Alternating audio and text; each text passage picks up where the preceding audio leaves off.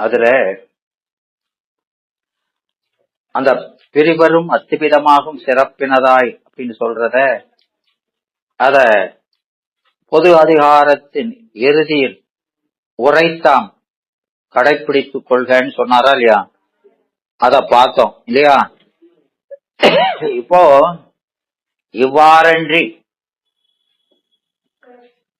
காணும் கண்ணுக்கு காட்டும் உளம் போல காண உள்ளத்தை கண்டு காட்டல் என்பதற்கு காட்டி வரும் உபகாரம் உணர்த்துதலே கருத்து என்று உரைப்பாரும் உளன் இல்லையா? இந்த நூற்பாவுக்கு இறைவன் காண உள்ளத்தை கண்டு காட்டல் அப்படின்னு சொல்லி இருக்கிறதுனால அந்த காட்டுத உபகாரத்தை உணர்த்துதான் இந்த நூற்பாவுல சொல்லக்கூடிய கருத்து என்று சொல்றவங்க இருக்காங்க. அப்படி சொன்னா அது பொருந்தாது. ஏன் பொருந்தாது? காட்டலின் அப்படின்னு வருவதனால அது காட்டு உபகாரம் அப்படின்னு சொல்றாங்க. அப்படி சொல்லப்படாது. ஏன்? விளம்பிய உள்ளத்து மைவாய் கண்மூக்கு அளந்து அறிந்தும் அறியா இல்லையா? ஆங்கவை போல தாம் தம் உணர்வின் தமிழ் அருள் இல்லையா? அந்த தமிழ் அருள் என்ன செய்யுது? ஆமா, அது அந்த கண்ணுக்கு உளம் காட்டி கண்டு வருவது போல இல்லையா? நமக்கு இறைவன் காட்டியும் கண்டும் உபகரித்து வருகிறான்னு அங்க சொல்லியிருக்கிறார். அதனை அயரா அன்பின். ஆமா, அதனால இங்க காணும் கண்ணுக்கு காட்டு உளம் போலன்னு அத இங்க சொல்லியிருக்கிறார். விளம்பிய உள்ளத்து மைவாய் கண்மூக்கு செவி அளந்தறிந்து மரியா ஆங்க தாம் தம் உணர்வின் தமிழ் அருளால் உணர்வின் தமிழ் அருளால் அளந்து அறிந்தும் நாம அறிய மாட்டோம். நம்மையோ உன் தலைவனையோ அறிய மாட்டோம் அப்படின்னு அங்க சொல்லியிருக்கிறார். காட்டு உபகாரம் அங்க காட்டு உபகாரம் மாத்திரமா சொல்லி இருக்கிறாரு. காண உபகாரம் என்ன? என்ன காண உபகாரம் என்ன சொல்லுது? பாச இலக்கணம் சரிதான். சூத்திரத்துல என்ன சொல்லி இருக்கிறாரு? அளந்து அறிந்தும் அறியா, தன்னையோ தலைவனையோ அறியாது இல்லையா? அளந்து அறிந்தும் அறிந்தும்னா ஒவ்வொரு விடயத்தை அளவை முறையில அவ அறிந்து அனுபவித்தாலும் இல்லையா, அது நாம எப்படி அறிகிறோம் அப்படிங்கிறதையோ எப்படி அனுபவிக்கிறோங்கிறதையோ அது அறியாது. விடயத்தை அறிகிறாது, விடையிக்கிற தன்னை அறியாது அப்படின்னு சொல்றாரு. ஆமா, அப்போ அந்த உபகாரத்தை அது அறியாதுன்னா காணாதுனாலோ அறியாதுனாலும் ஒண்ணுதான். அப்போ அங்கேயும் என்ன நடக்குது? காட்டுதலும் காணுதலும் நடக்குது. உலகத்தை காட்டுறான், உலகத்தை காணுமாறு செய்கிறான் இல்லையா? அது உடனா நிக்கிறது. கண்ணொளியும் ஆன்ம போதமும் போல அப்படித்தானே சொல்றாரு இல்லையா? கண்ணொளியும் ஆன்ம போதமும் போல அப்படின்னா என்ன? அப்படின்னா என்ன?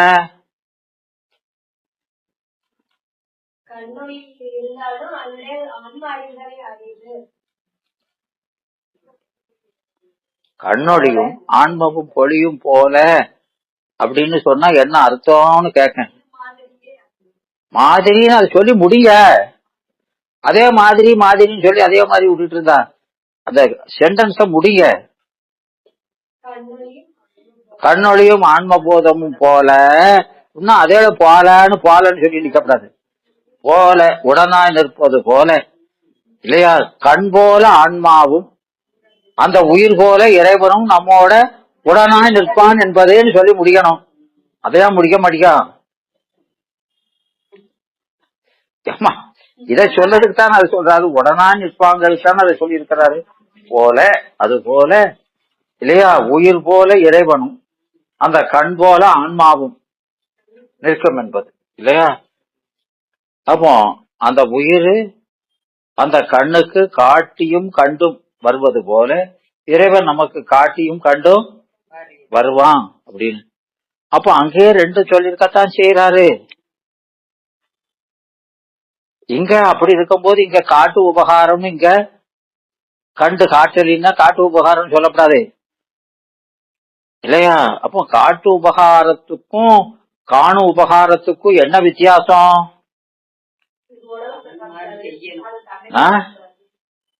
என்னமா காட்டினாலும் கூடவே இருந்து நம்ம அறியும் மாதிரி செய்ய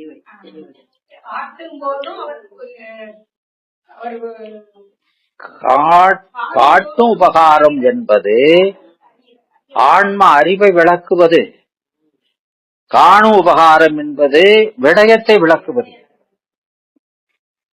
ஆன்ம அறிவை விளக்குவதும் விடயத்தை விளக்குவதும் அப்படின்னு ரெண்டா இருக்குது. விளங்குதாமா? ஆமா. அப்போ இங்கேயும் அது ரெண்டு நடக்குதா இல்லையா? ரெண்டு நடக்குது. அப்போ அதையும் காட்டு உபகாரம்னு சொல்றதும் அங்கேயும் காணு உபகாரம் நடக்குத. ஏன் சொல்லல? ஏன் சொல்லல அப்படின்னா அவன் விடயத்தை காட்டுகிறான், விடயத்தை காட்டுகிறான். இது காணுது. காணுகின்ற தன்னை காணாது, காட்டுகின்ற இறைவனை காணாது, அந்த உபகாரியை காணாது. உபகாரத்தை பார்க்குமே தவிர உபகாரியை அறியாது.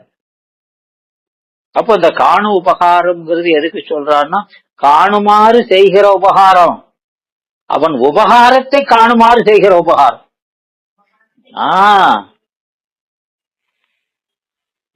புரியுதா? அங்க நிகர்பொருள், அது நாம நுகர்பொருளை காண வைக்கிறோம் இல்லையா. இப்போ உபகாரியை பார்க்கணும். ஏன்? இவன் உருகணும். உருக்கம் இல்லைன்னா அங்க என்ன வராது? இன்பம் வராது. இவன் உருகுவானா? உருகுவேடாமா? கல்லூரி மங்கன்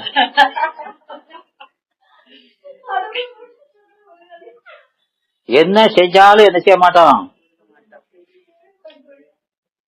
அவன் நமக்கே பணி செய்து கொண்டிருக்கிறான். பெருமான் எப்பேற்பட்டவன் நமக்கு வந்து பணி செஞ்சுட்டு இருக்கான்னு அதெல்லாம் நினைக்க மாட்டான். செய்ய, நீ செய்யதானே, உனக்கு வேலை அதானே. தெரியாது, தெரியாது. அது அந்த போற்றி பகருடையில 12வது போற்றிய சொல்லுங்க.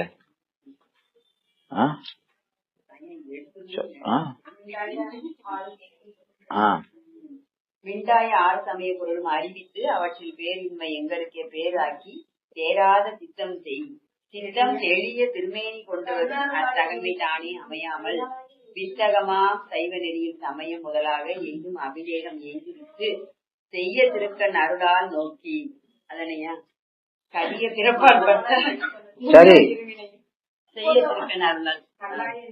ஆமா, சுக்குமீல் அகுதி இப்பிலி நோக்கி அப்படியெல்லாம் படிச்சாச்சு. அங்க மிண்டாய 6 சமய பொருளும் அறிவித்து அந்த அதற்கு அதுல அவற்றில் பேர் இன்மை எங்களுக்கே பேராகி, அந்த 6 சமய நெறியினருக்கும் பேர் இல்லை, நமக்குத்தான் எங்களுக்கே பேராகி. எதனால? தேராத சித்தம் தெரிய திருமேனி கொண்டு வரும் அதுவே அமையாமல் வித்தகமாம் சைவ நெறி. அப்போ எல்லா நெறியிலும் சிறந்த நெறி சைவ நெறி. அதுல வித்தகமாம் சைவ நெறி சமய முதல் எய்தும் அபிஷேகம் எய்துவித்து அந்த 4 தீக்கையும் செய்து செய்ய திருக்கண் அருளால் நோக்கி கழியே. அவனுடைய பார்வை இல்லையா, சற்று தீட்சையினால ஆணவ மலத்தை அவன் கண்ணு என்னது, நெற்றிக்கண் உடையானே. என்ன சொல்றோம், நெற்றிக்கண் உடையான். அது ஞானம்ங்கிற கண்ணு. அந்த ஞானத்தினால அஞ்ஞானமாகிய ஆணவத்தை நீக்கி, விளங்குதா? ஆமா, ஆணவத்தை நீக்க பிறப்பால் பட்ட புண்ணும் இருவினையும் போயகல. இது நமக்கு வேறா இருந்து பந்திக்கக்கூடிய மலங்கள் மாய கண்மம். அத பரிசத்தினால, அது அருள் பரிசம். அது என்னது, பரிசம். அது சிவநோக்கு அருள் பரிசம். அடே அப்பா, அந்த பரிசத்தினால என்ன செய்யாரு, ஆமா, செய்ய திருக்க நல்லா நோய் பிறப்பால் பட்ட பொண்ணும் இருபனையும் போயகல வண்ண மலர், நம்மை வண்ணமயமாக மாத்துகிற மலர், மலர் கரம். அந்த கரத்தை என்ன சொல்றாரு, வண்ண வண்ணமான மலர் இல்லையா. அந்த வண்ண மலர், மலர் போன்ற அந்த கை, விளங்குதா, வண்ண மலர், அந்த கரதளத்தை வைத்து அருளி. அப்போ ஹஸ்த மஸ்தக தீட்சை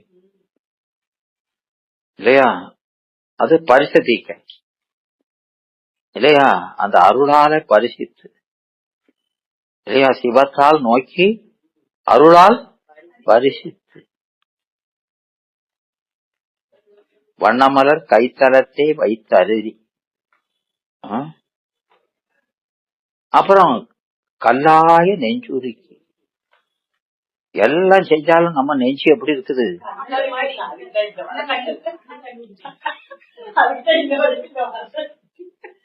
கல்லு மாதிரி இருக்குது. பார்க்கலாம், இந்த கல்லுல கொண்டு விதைச்சா ஒண்ணும் முளைக்காது. இந்த உபதேசம் தான் விதை, அது இந்த கல்லுல போட்டா முளைக்காது. அப்ப அதை என்ன செய்யணும், கல்லாய நெஞ்சுருக்கி. விலகுதாமா, எறும்பு தரும் மனத்தேனை ஏற்று ஏற்று என் என்புருக்கி சொல்றாரா இல்லையா. அதுக்கப்புறம் கரும்பு தரு சுவை எனக்கு காட்டினை நின் கடலினைகள் அப்படின்னு சொல்றாரா இல்லையா. ஆமா, அது போல இங்க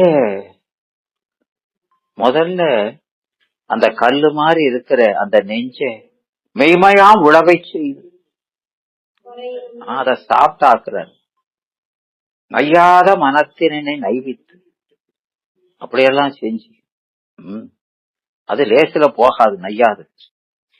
நையாத, அதான் முதல்ல சொல்றாரு, நையாத மனத்தினை நைவிப்பாய் சொல்றாரா இல்லையா. அப்போ அந்த கல்லாய நெஞ்சம் கல்லாம் கண்ணினையும் அறமாம் தீ வினைகிறீர் அப்படித்தான் நான் சொல்றாரு எங்க திருவாசகத்துல. வெள்ளந்தாள் விரிசடையாய் சொல்றாரு. அப்போ அந்த தடைய நீக்கணும், என்ன செய்யணும், அதான் தீக்க. தடைய நீக்கிறது பேர் தான் தீக்க. அதுக்கப்புறம் உபதேசம். தடையோட இருக்கும் போதே உபதேசம் பண்ணா உள்ள ஒண்ணும் ஏறாது, விலகுதா. அப்போ அந்த அறிவை தகுதிப்படுத்துறானா இல்லையா. ஆமா, அத படுத்திக்கிட்டு அதுக்கப்புறம் என்ன செய்யறான், மெய் தகமையெல்லாம் பிரித்து ஓதுதான். உருக்குனதுக்கு அப்புறம் ஓதுதான், தகுதிப்படுத்ததுக்கு அப்புறம் சொல்றான். அப்படித்தானே சொல்லணும். ஆமா, அதனால இங்க இந்த காட்டு உபகாரம் காணு உபகாரம் எல்லாம் எதுக்கு செய்யறாம்னா, ஆமா, நாம அவனை நினைச்சு உருகணும். உபகாரத்தை நினைச்சியாது அன்பு வரணும். இந்த பேருக்கு அன்பே வரமாட்டேங்குது. அன்பே என்ன செஞ்சாலும் அன்பு வரமாட்டேங்குது. அதுக்கு என்ன செய்யணும்? அன்பு வரணும்னா என்ன செய்யணும்? அவர் செய்த உபகாரத்தை நம்ம நினைச்சா அன்பு வரும். ஆமா, அதுக்கு ஒரு காரணம் வேணும். அன்புக்கு ஒரு அது என்ன காரணமா இருக்கணும்? உபகாரம் தான். நமக்கு என்னதாவது செஞ்சிருக்கானா அப்படின்னு கேட்கமா இல்லையா? எதுவுமே செய்யல. ஒரு கல்யாண வீட்டுக்கு போனோம்னா கூட பாக்கங்க அதெல்லாம் இல்லையா? அப்படித்தானம்மா.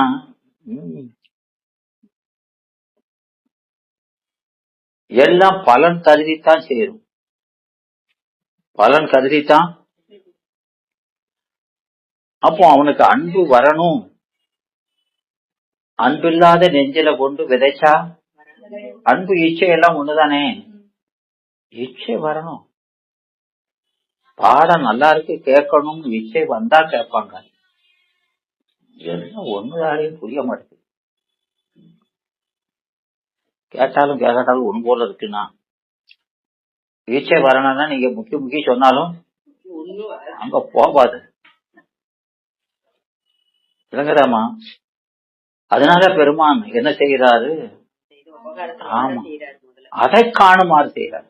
இதுவரை விடயத்தை காணுமாறு செய்யறவரு. அப்போ நாம பீச்சிக்கிட்டு அலைத மாதிரியா அவனும் அப்படி செய்யறானோ? இல்ல, நாம தான் எல்லாரும் நாம செஞ்சது எல்லாருக்கும் தெரியணும்னு விளம்பரம் பண்ணுவோமா இல்லையாமா? நான் இப்படி செஞ்சிருக்கேன் இப்படி செஞ்சிருக்கேன் உங்களுக்கு தெரியுமா அப்படின்னு கேட்போமா இல்லையா? கேட்போமா இல்லையா? அது மாதிரி அவனும் செய்யறானோ? நம்மளை போலதான் அவனு இருக்கான் போலுக்குங்க. எப்படி சொல்லு எப்படின்னு சொல்லு. அப்போ நாம நினைக்கிற மாதிரி அவன் செய்யல. அவன் எதுக்கு செய்யறான்னா இந்த ஆன்மாவுக்கு எப்படியாவது அன்பு வரணுமே, எப்படியாவது அன்பை வரவழைக்கணுமே இல்லையா? அப்போ அந்த அவனுடைய உபகாரத்தை காட்டுவது கூட உயிருக்காக காட்டுகிறாங்க. நாம இவ்வளவு அன்பு செலுத்துறோம் பெருமான் இடத்துல, பெருமான் நம்ம இடத்துல இவ்வளவு அன்பு வச்சிருக்கிறாருன்னு காட்டுனா அதை பார்த்து அவனுக்கு கொஞ்சமாவது அன்பு வராதான்னு. நாம அந்த உயிர்களிடத்துல அளவில்லாத அன்பு வச்சிருக்கிறத அதை காட்டுனாலாவது இவனுக்கு கொஞ்சம் அன்பு வராதா அப்படி காட்டணும் இல்லையா? அவனுக்கு அதனால ஒண்ணும். அதான் யாவையும் சூனியம் தர. அவனுக்கு எந்த பொருளிடத்திலிருந்து எந்த பயனும் விளைய போவதே இல்லை. நம்ம மூலமாவும் சரி பாசத்து மூலமாவும் சரி அவனுக்கு எந்த பிரயோஜனமும் கிடையாது. தொந்தரவு தான். நம்மளால ரொம்ப தொந்தரவு. பாசத்தை விட நம்மளாலதான் அவனுக்கு தொந்தரவு தான் இல்லையாமா? ஆமா. அதெல்லாம் அந்த 11ஆம் நூற்பாவுல 2வது அதிகாரம் 2வது பாட்டு.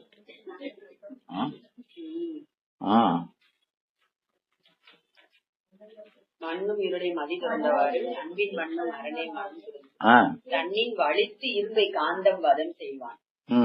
காந்தம் வசம் செய்வான் செய்தன தளித்து விசாரியாவன் அலன்தான். சலிப்பே வராதான் அவருக்கு. காந்தத்தை வசம் செய்யற மாதிரி செய்வாராம். சலிப்பே வராதான். மண்ணும் இருளை மதி துறந்தவாறுங்கிறது ஓமை இல்லையா? உலகத்துல மண் இருக்கிற இருளை மதி, அப்போ இரவு நேரத்துல மதியானது படிப்படியாக வளர்ந்து அது ஒவ்வொரு நாளும் ஒவ்வொரு பிறையா வளர வளர உலகத்துல இருள் கொஞ்சம் கொஞ்சமா குறையுதா இல்லையா? அப்போ மண்ணும் இருளை மதிதுறந்தவாறு உலகத்துல மண்ண இருள் படிப்படியாக ஒவ்வொரு கலையா வளர்ந்து நீக்குவது போல உன் அறிவில் மண் இருக்கிற இருளை இல்லையா, இது உலகத்துல மண் இருக்கிற இருளை மதி நீக்கிறது போல நம்ம அறிவில மண் இருக்கிற இருளை அரண் நீக்கிறோம், படிப்படியா நீக்கிறோம். அன்பின் மண்ணும் அரண் இல்லையா? அந்த உலகத்துல மண் இருக்கிற அந்த நிலவு இருக்குதே மதி, அது அன்பினால வந்து மண்ணல, அதுக்கு அன்பு கிடையாது, சாடம். ஆனா இந்த சந்திரசேகரன் இருக்கானே, இவன் எதனால வந்து மண் இருக்கான்? அன்புனால. அப்படின்னு அதுக்கு இதுக்கு வேறுபாடு காமிக்கிறார். அன்பின் மண்ணும் அரணே, அவன் மட்டும்தான் உன் மேல அன்பு செலுத்துறவன். அவன் இந்த மலம் துறந்து, அந்த இருள் துறந்தது போல மலத்தை படிப்படியா நீ இல்லையா, அந்த மலத்தை நீக்க நீக்க என்ன செய்யறான்? கொஞ்சம் கொஞ்சமா கொஞ்சம் கொஞ்சமா. ஏன் அப்படி நிக்கிறான்? மொத்தமா நீக்க மாட்டானோ? ஏன்னா நம்ம படிமுறையில தான் அறிவு வழங்கும், படிப்படியாதான். ஆமா, அதனால நாம மந்தம் ரொம்ப ரொம்ப. ஆனாலும் அவன் சலிப்பு இல்லாம இல்லையாமா, 1ஆம் கிளாஸ் பிள்ளைகளுக்கு பாடம் சொல்லி கொடுக்கறதுங்கிறது ரொம்ப கஷ்டம். சின்ன பிள்ளைகளுக்கு பாடம் சொல்லி கொடுக்கறது ரொம்ப கஷ்டம். பொறுமை வேணும். நாம அப்படித்தான் இருக்கும். அவன் ரொம்ப பொறுமை வேணும். நமக்கு சொல்லி கொடுக்கறதுக்கு ரொம்ப பொறுமை வேணும். சொன்னா புரிஞ்சுக்கிடவே மாட்டோம், பாக்கும்.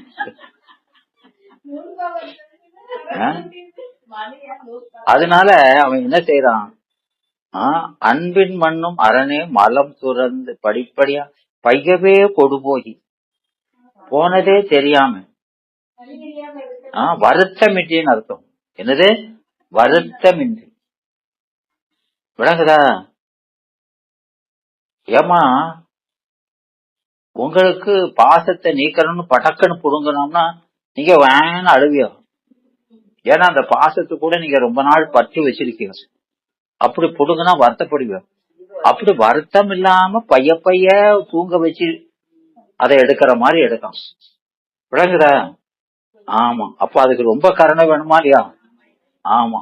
அத பையவே கொண்டு போய் பாசமனும் தாழ் உருவின்னு சொன்ன மாதிரி இத அந்த அன்பின் மண்ணும் அரண் என்ன செய்யறான்னா பைய உங்களுக்கு அந்த அந்த மலத்தை நீக்கி, அந்த மலம் நீங்க கொஞ்சம் கொஞ்சமா தன்னை நோக்கி இழுக்கும்.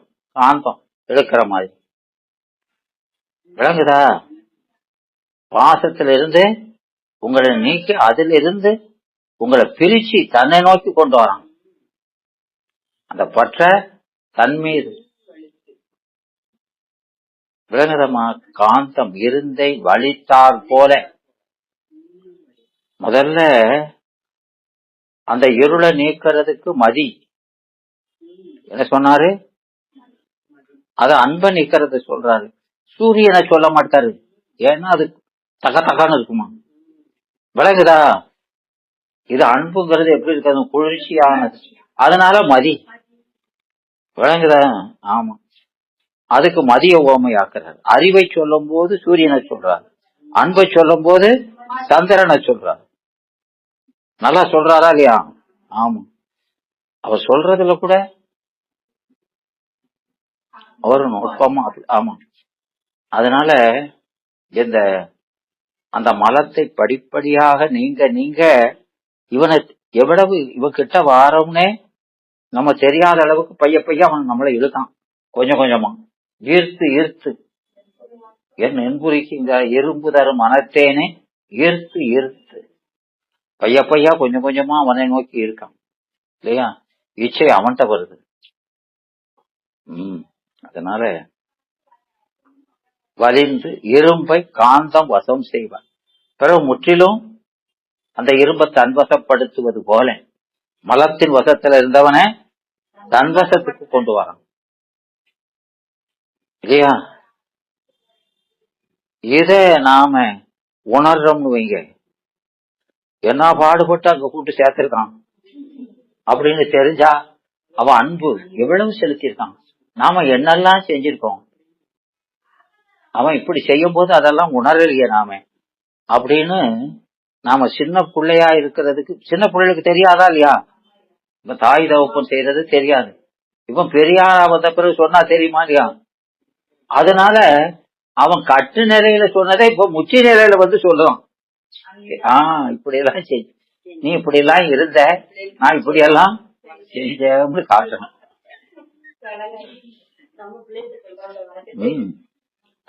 என்னமா நம்ம பிள்ளைகிட்ட சொல்றோம்ல, நீ சின்ன பிள்ளைல எப்படி இருந்தா தெரியுமா அப்படின்னு சொல்றோமா இல்லையா?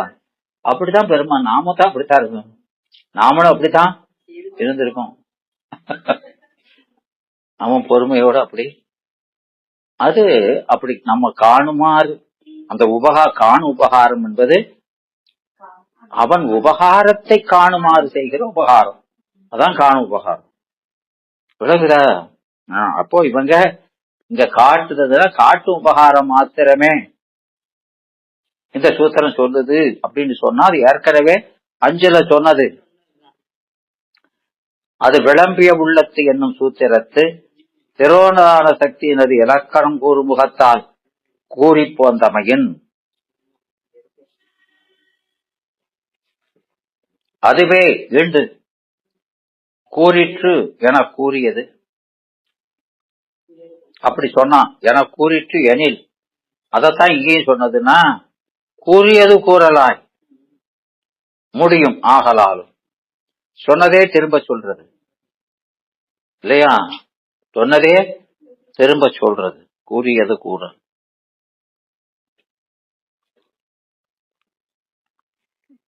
அது ஒரு குற்றம், 10 குற்றத்துல 1.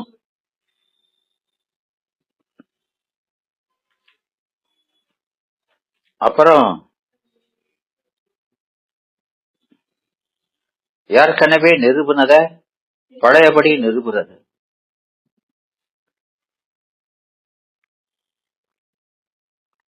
அதெல்லாம் குற்றம். ஆகலின் அது குற்றமா போயிரும். அப்போ அந்த 2 இது காமிக்கிறாரு, அது ஏற்கனவே சொல்லியாச்சு அப்படிங்கிறது 1, அங்க காட்டு உபகாரம் 5ல சொல்லியாச்சுங்கிறது 1. இங்க அதை சொன்னா சொன்னது மிளகும் சொல்ற இந்த குற்றமாகவும் வந்துடும். கண்ணழித்து உரைப்புடி, எதை கண்ணெழுத்தி உரைப்பிடி?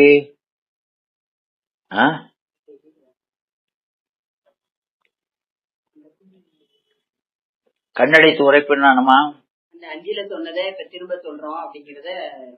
கண்ணடித்து உரைப்புடினா என்னன்னு கேட்டேன். என்ன கண்ணு? என்ன கண்ணுடா? அந்த சூத்திரத்தின் கணுக்கள். கண்ணா கணு, கரும்புற கண்ணுன்னு கணு தானே, அதேதான் இங்கேயும் சூத்திரத்துல கணு பகுதி எத்தனை கருத்து இருக்குங்கிறது. அதை அழித்து அந்த சூத்திரத்தில் இருக்கிற ஒவ்வொரு கருத்தையும் அழித்து அந்த சூத்திர சொற்களை நமக்கு விளங்குகிற சொற்களா மாற்றி சொல்றது. அந்த சூத்திரம் இருக்க அதே கருத்தை அந்த சொல்ல சூத்திரத்துல இருக்க சொல்ற நமக்கு விளங்குற மாதிரி சொற்களாக மாற்றி சொல்வதுதான் கண் அடித்து உரைத்தார். அப்போ அதுதான் அதிகரணம். இந்த கண்ணடித்து உரைப்பதுதான் அதிகரணம். அப்போ அதுல முதல் அதிகரணத்துல தானே வருது, உபகாரத்தை சொல்றதுதானே முதல்ல. ஆமா, அவனும் ஈண்டு அவனும் அவற்றது விடயத்தை உணரும் என்றது. அவனும் அந்த ஆன்மா இல்லாம காட்டுகிறவனும் இல்லையா? யாரு அவனுங்கிறது? யாரு? காட்டுகிற சிவனும். அவற்றது காணுகின்ற ஆன்மாக்களது அவனும் விடயத்தை உணரும். இந்த ஆன்மாவை பொறுத்து உடனா என்று அவனும் உணர்வான். உணர்வான் என்ன? அறிவான் என்பது. அனுபவிப்பான் சொல்லிவிட்டார். அதுதான் மேற்கோள் இல்லையா? அதை எதுல இருந்து மாத்திருக்கிறாரு? காணும் கண்ணுக்கு காட்டும் உளம்போல இல்லையா? அது ஓமை. காண உள்ளத்தை கண்டு காட்டல் இல்லையா? கண்டு காட்டல் அப்படிங்கிறத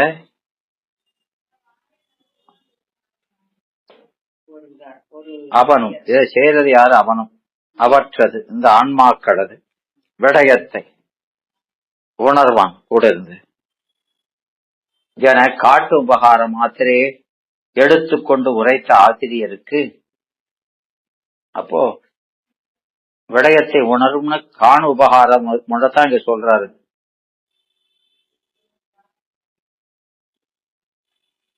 என காணு உபகார மாத்திரையே எடுத்துக்கொண்டு உரைத்த ஆசிரியருக்கு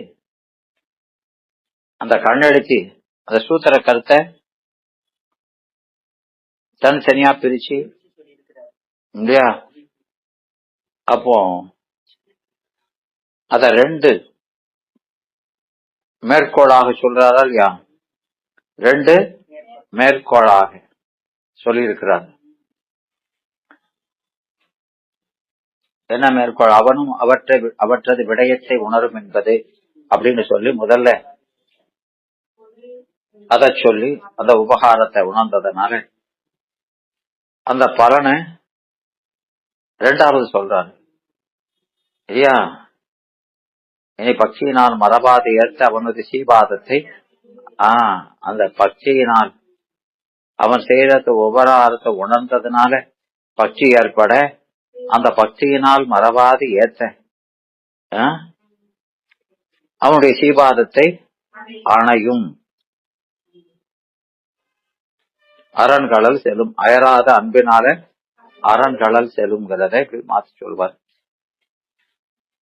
ஏன்னா அவன் அந்நியமின்றி செய்வார் செய்தி பயன் விளைச்சு நிட்டலாம் இல்லையா? நமக்கு அவன் கூட இருந்து நாம என்ன செய்யறோமோ அதுக்கு தகுந்தாப்புல பலனை கொடுத்துக்கிட்டே வரான் அப்படின்னு சொல்றாரு. அதனால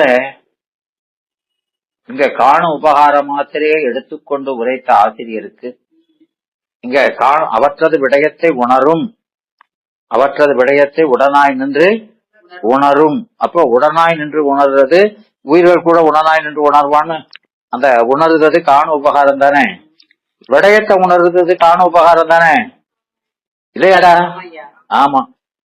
அப்போ அங்க காண உபகாரம் தானே சொல்லி இருக்கிறாரு, காட்டு உபகாரத்தை சொல்லல இல்லையா?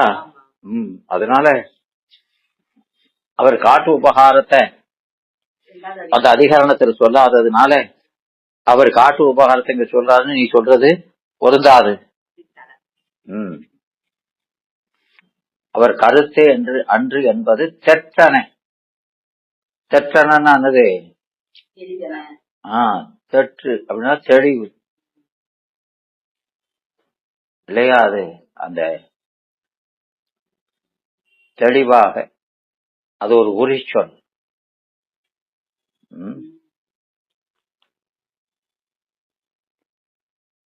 ஒற்றும் உரை சான்ற நூலும், ஒற்றும் உரை சான்ற நூலும் இவை இரண்டும் தெற்றன்க.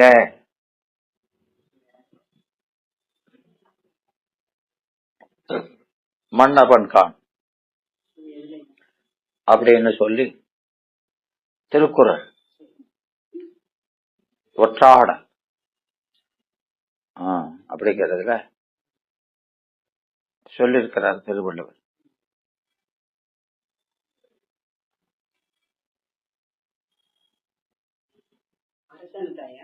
என்னமா ஒற்றனும் உரை சான்ற நூலும் நீதி நூலும். ஒற்றனும் வேணும், நீதி நூலும், புகழமைந்த நீதி நூலும். இந்த ரெண்டும் மன்னவன் அவனுக்கு 2 கண் போல. மன்னவன் கண் என்க.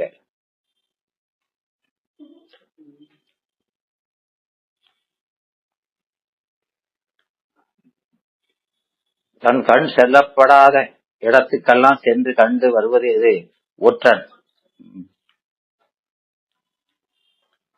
நூல்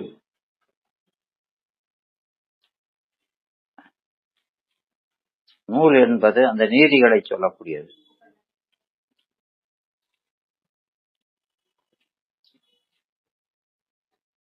அப்போ அந்த ஒற்று ஊனக்கண்ணும் நூலு ஞானக்கண்ணும்.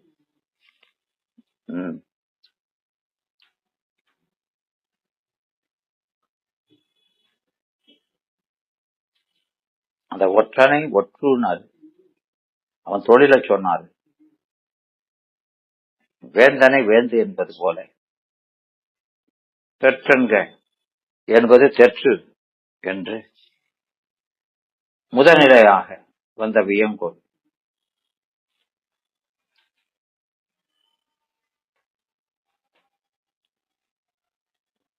அதனால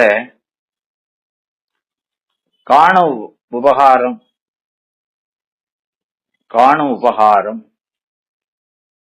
காட்டும் உபகாரத்தின் பின்னர்த்ததாய் நிகழும் என்பது. இந்த காணும் உபகாரம் என்பது காட்டும் உபகாரத்துக்கு அப்புறம்தான் நிகழும் என்ற இயைவு காணு உபகாரத்துக்கும் காட்டு உபகாரத்துக்குள்ள இயைவுன்னா என்னமா? தொடர்பு. ரெண்டுக்கும் உள்ள தொடர்பு. உணர்ந்து கோடர் பொருட்டு. உணர்ந்து கோடர் அப்படின்னா உணர்க, முதல்ல தெரிஞ்சுக்கோ, பின் கோடர் அதை கருத்திலே கொள்க. கோடர்ங்கிறது கொள்ளுதல், மறவாது நிறுத்துதல். முதல்ல அறியணும், அறிந்தத மறவாது நிறுத்தணும். உணர்ந்து கோடல். உணர்தலும் கோடலும் விளங்குதா? அது பொருட்டு. இந்த ரெண்டும் இல்லையா? அது ரெண்டும் என்னது? உணர்தலும் கோடலும் என்னது? ஏமா உணர்தலும் கோடலும் என்னது? முயற்சியும் பயனும், முயற்சியும் சாதனமும் பயனும்.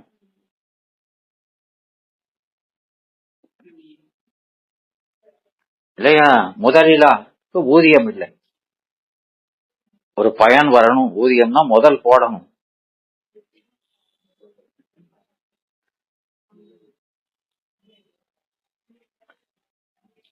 அந்த ரெண்டும் நிகழ்தல் பொருட்டு அதுவும் உடன் கூறப்பட்டது. எதுவும் உடன் கூறப்பட்டது? அந்த சாதனையும் பயனும். உணர்த்தலும் கோடலும் சொன்னோம் இல்லையா? ஆமா, உணர்ந்து கோடல் உடன் கூறப்பட்டது. இங்க காட்டு உபகாரம் உடன் கூறப்பட்டது. ஏன்னா காணும் உபகாரம் அப்படிங்கிறது தனியா நகழாது, காட்டு உபகாரம் நிகழ்ந்தாதான் அது நிகழும். அதனால அதையும் சொல்லணும். அதனால அங்க சொல்லியிருந்தாலும் இங்க ஒரு தடவை சொல்லிதான் அதுக்கப்புறம் என்ன செய்யணும்? காணும் உபகாரத்தை சொல்லணும். ஏன் அங்க சொல்லியாச்சு இங்க சொல்லிடக்கூடாது அப்படின்னு? ஏமா அது கூறியது கூற இல்லையா? கூறியது கூற இல்லையா? ஆமா, கூறியது குரல் இல்லை. ஏன்னா நம்ம சிரமம் இந்த பாடத்தை தொடங்கும் போது முன்னால நடந்ததை சொல்றோமா இல்லையா, அதெல்லாம் ஒரு பயன் கருதி சொல்வது. அதனால அதை கூறியது குரல் அல்ல. பழசெல்லாம் ஞாபகப்படுத்திக்கிட்டு பாடத்தை தொடங்குறது. விளங்குதா?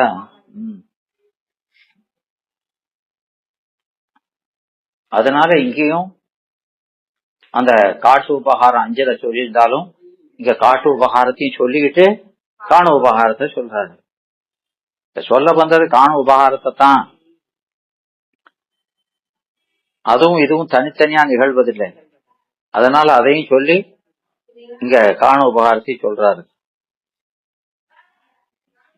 அப்போ ஒரு பயன் கருதி சொன்னா அது கூறியது கூறல் ஆகாது இல்லையா? இவன் இப்படியெல்லாம் செஞ்சவன் தான் தெரியுமில்ல அப்படின்னு சொல்றோம். பழைய முன்னால செஞ்சதை எதுக்கு சொல்றோம்? எதுக்குமா சொல்றோம்? அது இவன் அன்னைக்கே இப்படி எல்லாம் செஞ்சவன் அப்படின்னு சொல்றோமா இல்லையா? எதுக்கு சொல்றோம்? அது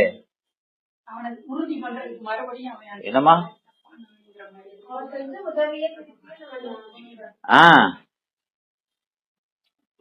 அது அந்த தொடர்ச்சி இயைபு உணர்ந்து கொள்வதற்கு, இயைபு உணர்ந்து கொள்வதற்கு. விலகுதா? இவன் இப்படி செய்யறதெல்லாம் இயல்புதான் அப்படின்னு செய்யணுமா இல்லையா? ஆமா, அதுக்காக சொல்றது. இப்படி செஞ்சவன் அதனால இப்படி செஞ்சிருக்கிறதுக்கு பண்ண வாய்ப்பு ரொம்ப இருக்குது அப்படின்னு இல்லையா? அதுக்காக சொல்றது தானே. ஆமா, அதனால இங்க அது சொல்றாருன்னா நாம அஞ்செல்லாம் எப்பவுமே மறந்திருப்போமா இல்லையா? ஆமா, அத ஞாபகப்படுத்தி ரெண்டு தனித்தனியா நிகழாது, ரெண்டும் சேர்ந்தாப்பதான் நிகழும். என்னமா?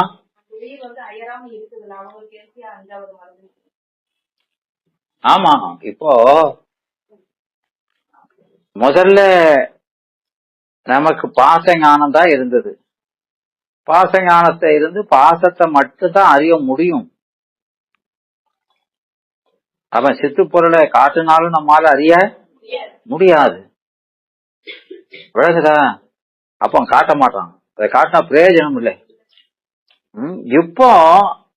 இப்போ நமக்கு சுத்த நிலை வந்துட்ட மாதிரியா சிவஞானம் விளங்கிருச்சு. இப்ப காட்டுனா காண்பான் இல்லையா?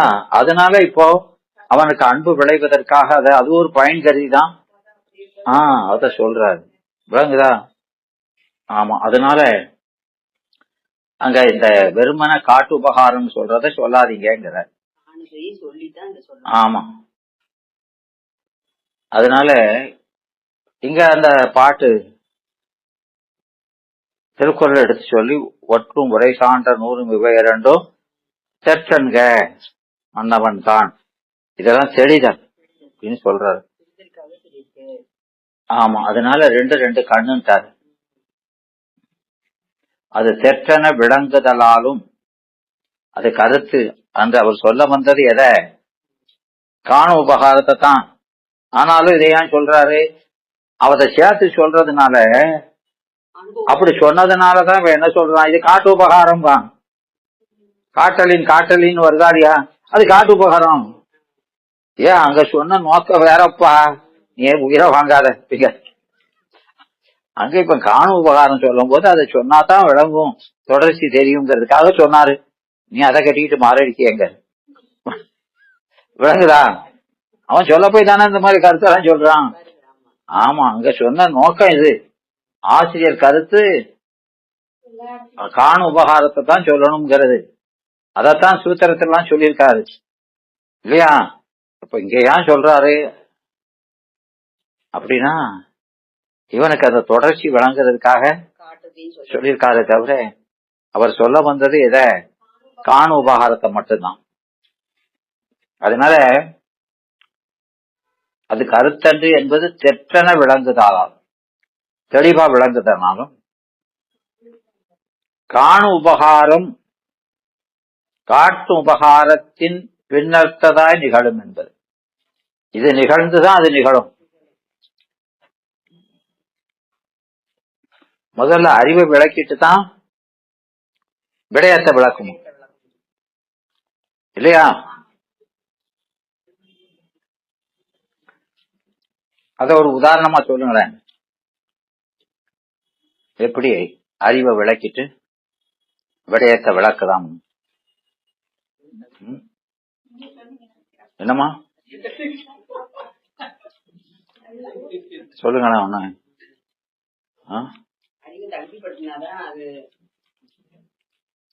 ஏமா 5ஆம் நூற்பாவுல படிச்சிருக்கோமா இல்லையா? என்ன அதை பார்த்தோம்.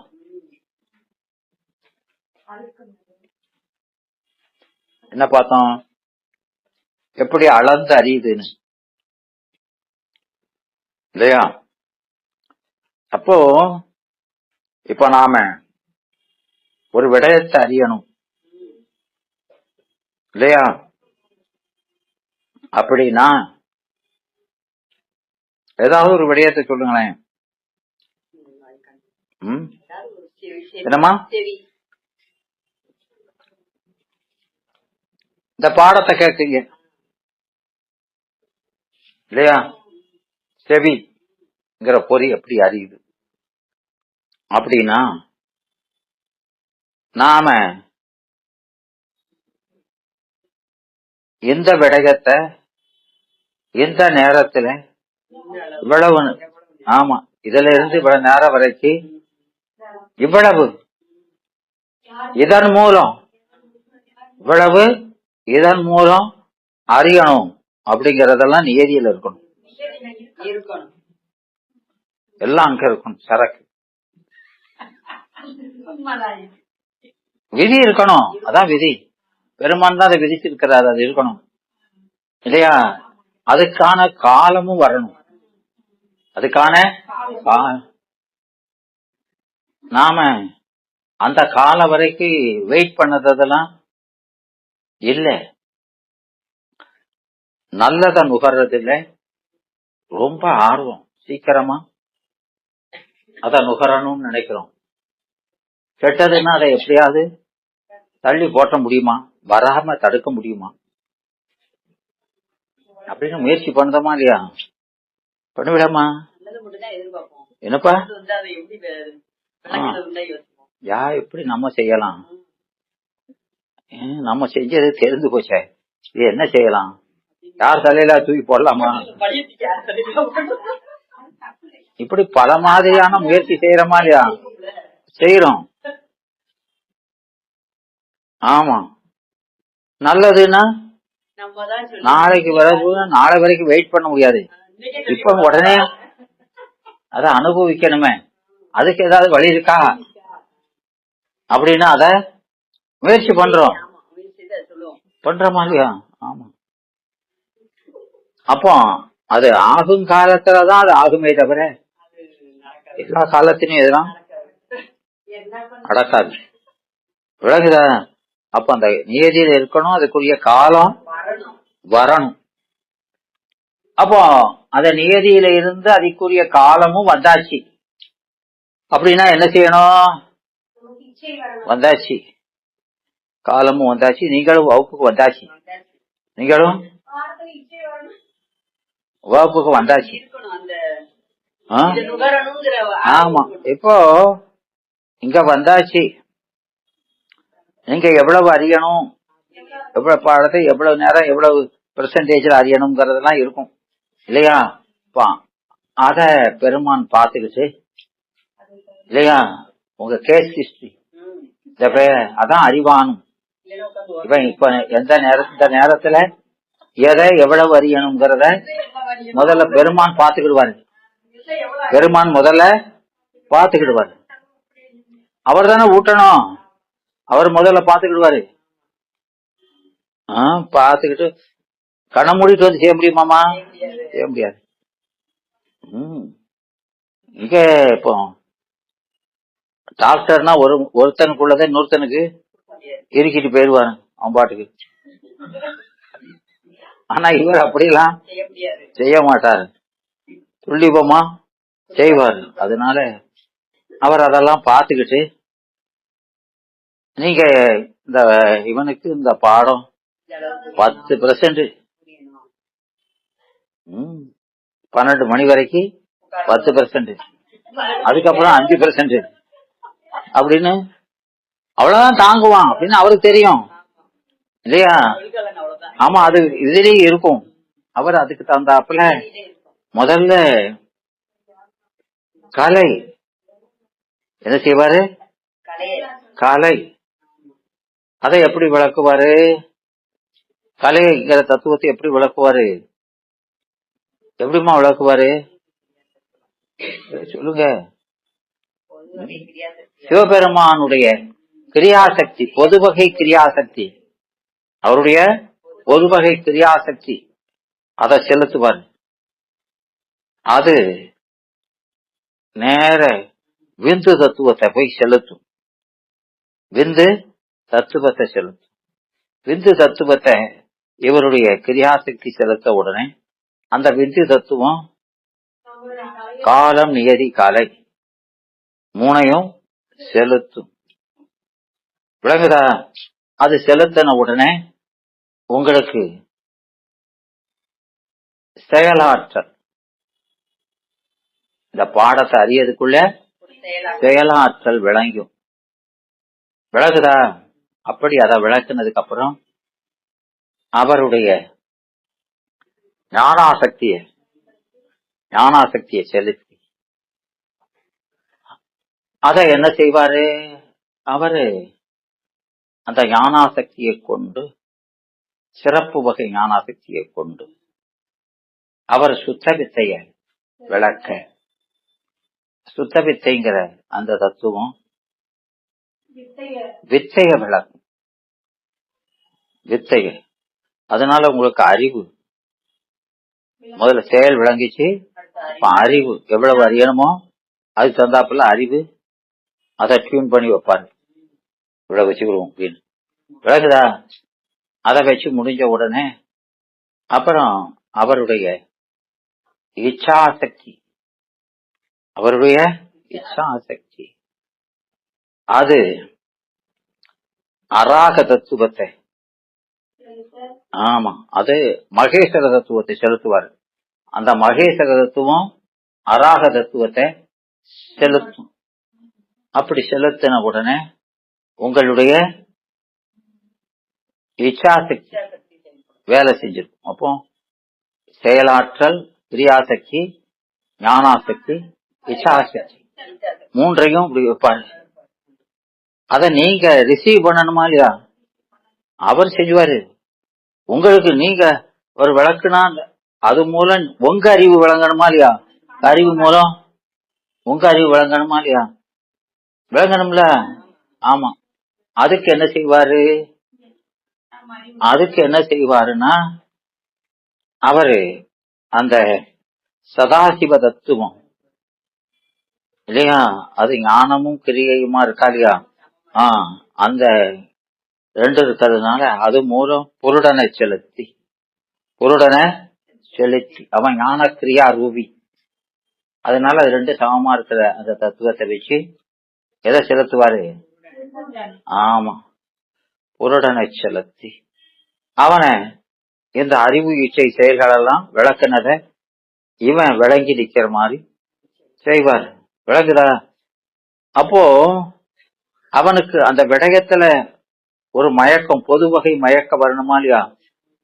அதுக்கு அந்த நாத தத்துவத்து மூலம் இல்லையா, நாத தத்துவத்தை இறைவனுடைய பொது வகை ஞானாசக்தி அந்த நாத தத்துவத்தை இயக்க, அந்த நாத தத்துவம் மாயைன்னு ஒண்ணு இருக்கா இல்லையா, வித்யா தத்துவத்துல மாயை, அதை இயக்கி உங்களுக்கு விடயத்து மேல பொது வகை மயக்கம் வருமாறு செய்யும். விளங்குதா? இதை செய்யறது கூட மட்டுமில்லாம அவன் அந்த சொல் பிரபஞ்சம் இருக்காதியா, அதுல அவன் நாதனாக நின்று கொண்டு உங்க குண்டலில் மூலாதாரம், அந்த மூலாதாரத்துல நிக்கிறது யாரு? பறை. என்ன சொல்றோம்? ஆமா, அதுல எந்த சக்தி இருக்கும்னா அத வாழை அல்லது பறையும். இல்லையா? பரமேஸ்வரி குழந்தையா இருக்கக்கூடிய, அதனால அது வாழை இல்லையா? வாழை பருவம்ங்கிறது குழந்தை பருவமா இருக்கிறது. அவதான் அந்த மூலாதாரத்துக்கு அதிபதி. அவ உங்களுக்கு இந்த பஞ்சாக்கரத்துல அந்த நாதத்து மூலமா புருடனை இயக்கி அவன் இதை சேர்ந்தாலும் கிரகிக்கிறதுக்கு சொல்லும் வேணும், பொருளும் வேணும் இல்லையா? அந்த புருடனை விளக்குனது எது விளக்குச்சு? சதாசிவ தத்துவம் விளக்குச்சு இல்லையா? ஆமா. அது மட்டும் இல்லாம இந்த நாதம்ங்கிற சொற்பிரபஞ்சத்துல நாதத்தை இயக்கி புருடனை இயக்கிறது. விளங்குதா? அந்த கலை வித்தை அராகத்தினால அது மூலம் விளக்குனதை இவனை ரிசீவ் பண்ண வைக்கிறது, அந்த அறிவை ரிசீவ் பண்ண வைக்கிறது. விளங்குதா? அப்படி செஞ்சுட்டு அதுல இருக்கிற அகரம் அது மூலம் அவன் என்ன செய்வான்? இந்த அகங்காரத்தையும், உகரத்து மூலம் புத்தியையும், மகரத்து மூலம் மனத்தையும் அவன் செலுத்த. இதெல்லாம் எதுல இருக்கு? இதெல்லாம் எங்க இருக்கு அப்படின்னா, ஆமா, அந்த 24 ஆன்ம தத்துவத்துல இருக்கு. அதை செலுத்துறது. விளங்குதா? அப்புறம் இதெல்லாம் செலுத்தி இந்த புருடனை இயக்கணும்னா, புருடன் அந்த வித்தை மூலம் இப்போ அந்த பாடத்தை தானே கேட்கணும். அப்போ அந்த மனசு இல்லையா, முதல்ல செவிய செலுத்துவான். முதல்ல செவிய யாரு செலுத்துறா? பொருடன்.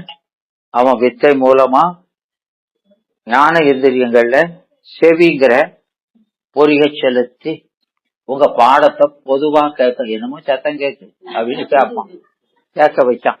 விளங்குதா? அப்புறம் மனத்தை செலுத்தி, ஆமா, அந்த மனம் பொறியோட சென்று அதை என்ன சொல்லுதான்னு முதல்ல என்ன சொல்லுதான் அப்படிங்கறத சங்கல்பம் பண்ணி இல்லையா? அப்புறம் அது சங்கல்பம் பண்ணி முடிச்ச உடனே அது பழைய இதுல இருந்து விடயம் வர அது மேல அது ஐயப்பட்டு, அதுக்கப்புறம் இந்த அகங்காரத்தின் உதவியை நாடி அது ஊக்கம் கொடுக்க என்ன சொல்றாங்க தெரிஞ்சுக்கிடணும்னு, அதுக்கப்புறம் புத்திட்ட இந்த விடயத்தை அனுப்பி அது என்ன சொல்றாரு அப்படின்னு ஒவ்வொரு இது நடக்கும்போது இது மாறி மாறி, அப்ப அந்த புத்தி அந்த என்ன நீங்க அறிஞ்சதுன்னு அந்த கருவி மூலம் போனதை ரிசீவ் பண்ணி உங்க புண்ணிய பாவம் உங்க லிஸ்ட பெருமான் பாக்குறது. அதுக்கு தகுந்தாப்புல ஆமா, அது சாத்விகமாகவோ ராசகமாகவோ தாமசமாகவோ மாறி நின்று அத புருடன்கிட்ட கொடுக்க, அந்த பெருமான் புருடனமாக நின்று அங்க சொன்னபடி அந்த கருவி இடமா இருந்து அதை போக்கஸ் பண்ண வைக்கிறதும் பெருமான் தான். இங்க இவங்கிட்ட இருந்து அதை ரிசீவ் பண்ண வைக்கிறதும் பெருமான் தான். விளங்குதா? இப்படி இதையெல்லாம் முதல்ல இந்த குருடனை விளக்குறாரு பாருங்க, விளக்கி ரிசீவ் பண்ண வைக்கிறாரா இல்லையா? அந்த வித்தியாசத்துவத்தை எல்லாம் விளக்கி அது காட்டும் உபகாரம், அவன் அறிவை விளக்குறது. இதெல்லாம் அறிஞ்சதுக்கு அப்புறம், விடயம் போனதுக்கு அப்புறம் இதை இறைவன் எப்படி செலுத்தி அறிய வைக்கிறான். அப்போ கற்று நிலையில விடயங்களை நம்ம விளங்குதல் விடயங்களை விளங்குதல்னு ரெண்டு நடத்தினாலும் நாம அதை எப்படி விளங்குறோம்ங்கிறத விளக்கவே மாட்டான். முக்கிய நிலையில தான் என்ன செய்யறோம்? ஆமா, இந்த கருவிகள் மூலம் எப்படி விளங்கணும் அப்படிங்கறத கருவியை விட்ட பிறகுதான் பார்க்கணும். கருவியோடு இருக்கும் போதே தெரியாது. இப்படியெல்லாம் கருவிகளை இயக்கி உனக்கு அறிவை விளக்குனேன் அப்படிங்கறத அவன் விளக்க. உங்களுக்கு சிவஞானத்தை விளக்கிக்கிட்டு விளக்கணும். சிவஞானத்தை முதல்ல உங்களுக்கு விளக்குறது காட்டு உபகாரம். இப்ப அவன் இப்படி கட்டு நிலையில நமக்கு செஞ்ச உபகாரம் இதெல்லாம் விளக்குறது காணு உபகாரம். அடடா இப்படி எல்லாம் செஞ்சிருக்கானே கடவுள் அப்படின்னு நினைச்சு நினைச்சு உருகி நிக்கிறது அதனுடைய பயன். அதை கண்டதெல்லாம் நினைக்கிற பயன். அதான் அங்க அந்த இச்சை. உங்களுக்கு அவன் மேல இச்சை வருது அப்படின்னு சொல்றாரு. விளங்குதா? அப்போ இத்தனையும் இறைவன் என்ன செய்யணும்? ஆமா, அவன் காட்டுறது காணுறது ரெண்டையும் செஞ்சுக்கிட்டே இருந்தாலும் நாம கருவிகளை பாசத்த கருவியா வச்சிருக்கிற வரைக்கும் விடயத்தை மட்டும் அறிவதை விட விடயிக்கிற நம்ம அறிய மாட்டான். நாம அறியவும் மாட்டோம். அறிய முடியாது. அவன் அறிவிக்கவும் மாட்டான்.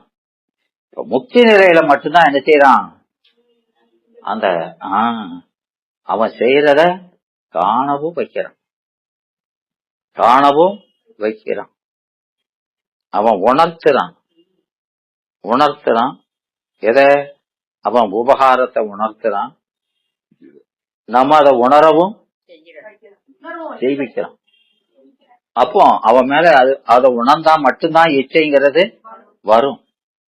அதனால இப்படி விளங்குறதுனாலும் காட்டு உபகாரத்தின் பின்னர்த்ததாய் நிகழும். முதல்ல உங்க கலை வித்தை எல்லாம் விளக்குனதுக்கு அப்புறம் தான் நீங்க முதல்ல பொரிய செலுத்துறது விடயத்துல, அப்புறம் மனத்தை செலுத்துறது இல்லையா, அதுக்கப்புறம் அகங்காரத்தை செலுத்துறது, புத்தியை செலுத்துறது, இதெல்லாம் அதுக்கு அப்புறம் தான் நிகழும். விளங்குதா? அதனால முதல்ல எது நிகழும்? காட்டு உபகாரம் நிகழ்ந்துதான் காணு உபகாரம் நிகழும்.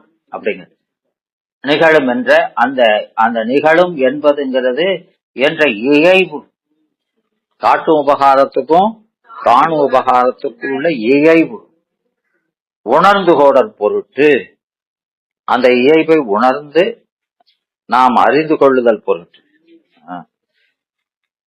அதுவும் உடன் கூறப்பட்டது அன்றி. அதனால் அப்படி காட்டுறதுனால ஈண்டச்சுன்னு இந்த முக்தி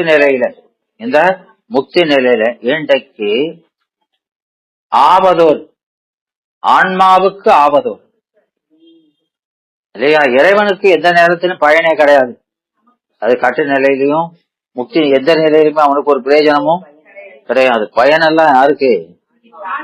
ஆமா. அதனால ஈண்டக்கி அப்படின்னா இந்த முக்தி நிலையில ஆவது ஓர் உயிருக்கு ஆவதோர் பயன் வேறு இன்மை. இதை தவிர வேற என்ன பயனும் கிடையாது. இன்மையானும் அவர் உரைப்பன எல்லாம் போலி. எவர் உரைப்பன? காட்டு மாத்திரம் உபகாரம் மாத்திரமே செய்யறான், அதத்தான் சூத்திரத்துல சொல்லியிருக்கான் என்று அப்படி சொல்றவங்க இதெல்லாம் போலி. அந்த உரை பொருந்தா உரை, அதெல்லாம் பொருந்தாது. விளங்குதா? ஆமா. என்ன செஞ்சாலும் நாம காணணுமே, நாம கண்டாதான் அன்பே வரும் இல்லையா.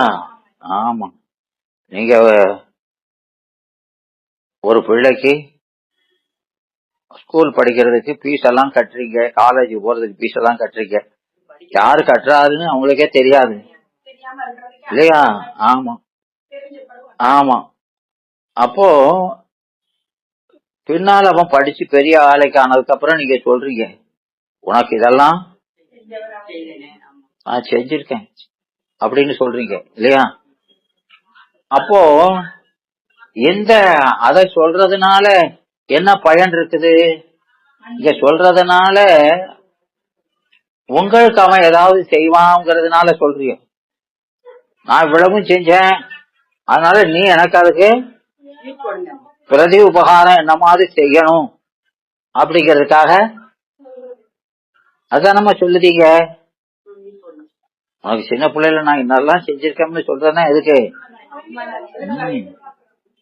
நீ இதெல்லாம் எனக்கு செய்யணுங்கிறது. பெருமான் அப்படி சொல்றான்னா அவன் அதற்காக சொல்லல. அதுதான் சொல்ற. ஈண்டக்கு ஆவதோர் பயனின்மையா. விளங்குதா? ஆமா. அதனால இங்க சொல்றதுனால அவனுக்கும் பயன் இல்லை. யாருக்கு? அந்த ஆன்மாவுக்கும் பயன் இல்லை. இல்லையா?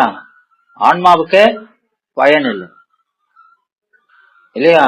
அதனால வேறின்மையானும் அவர் உரைப்பனையெல்லாம் போலி. விளக்குதாமா? அப்ப வெறும் காட்டு மொத்தம் தான் சொல்றான் அப்படின்னு சொல்றதெல்லாம் அது பொருந்தாத உரை இல்லையா? எனவே இங்க மாயை மாமாயை என்னும் செயலுக்கு மாயை முதலிய மூன்றும் ஆன்மா நின்றபடி நிற்கும் என்பதை செம்பொருள் எனக் கொள்க. அதனால இப்படியெல்லாம் அங்க சொல்றதுனால அங்க நன்னலம் பெற நிறைந்தமே ஞானமே ஞானம், நன்னலம் பெற நிறைந்த ஞானமே ஞானம் அப்படின்னு சொல்லும் போது அந்த ஏகாரம் நாணமே நாணம்னு சொல்லும் போது அந்த ஏகாரம் தேற்ற பொருளுமன்று நல்லறம் பெற இந்த ஞானம் நிறைந்த ஞானம் அது ஞானமோ அன்றோ என்ற ஐயப்பாடும் இல்லை, வினாப்பொருளும் இல்லை, அது அசையும் அல்ல அப்படின்னு சொல்லி அப்போ அந்த பெருநிலை ஏகாரம் அப்படின்னு சொல்லி அதனால அது என்ன சொல்றாரு? சிவஞானம் ஒண்ணுதான் ஞானம், மற்றதெல்லாம் ஞானமே இல்லை, மற்றதெல்லாம் ஞானமே இல்லை. அப்ப சிவஞானம் ஒண்ணுதான் ஞானம், உண்மையான ஞானம்னா சிவஞானம் ஒண்ணுதான். ஏன் அப்படி சொல்றாரு? ஏன் அப்படி சொல்றாருமா? பாச ஞானம், பாசத்துக்கு ஏது ஞானம்? பாசத்துக்கு ஞானமே கிடையாது. என்னமா பாசத்து வழியா பெருமான் உணர்த்துறதுதான். அதனால பாசத்துக்கு ஞானமே கிடையாது. சரி, பசுவுக்கு ஞானம் இருக்கா? இருக்குதாமா? இல்லையா? பசுவுக்கு ஞானம் இருக்கா இல்லையான்னு அதை மாத்திரம் சொல்லுங்க.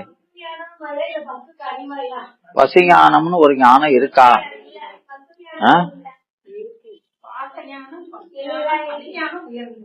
இருக்குதா? பசு ஞானம்னு ஒண்ணு இருக்குதான்னு தான் கேட்க. இருக்குது இல்ல, அப்படி ஒரு ஞானம் இல்ல. பசுவுக்குன்னு தனியா ஒரு சுதந்திர ஞானம்னு ஒண்ணு கிடையாது. ஒரு சுதந்திர, அதான் அந்த பாட்டியை சொல்றாரு. ஞானம்னா ஒரே ஞானம் மட்டும்தான் இல்லையா? அப்போ உணர்ற ஞானம்னு சொன்னாலே உங்க ஞானம் இல்ல, உணர்த்துதவனுடைய ஞானம் தான் உங்க ஞானம் இல்லையா? படிகத்துக்கு ஒரு கலர் இருக்குதுன்னா அது சொந்த கலரா? அப்போ அதை எது பற்றி நிற்கிறதோ அதன் கலர் தான் அது கலர். விளங்குதா?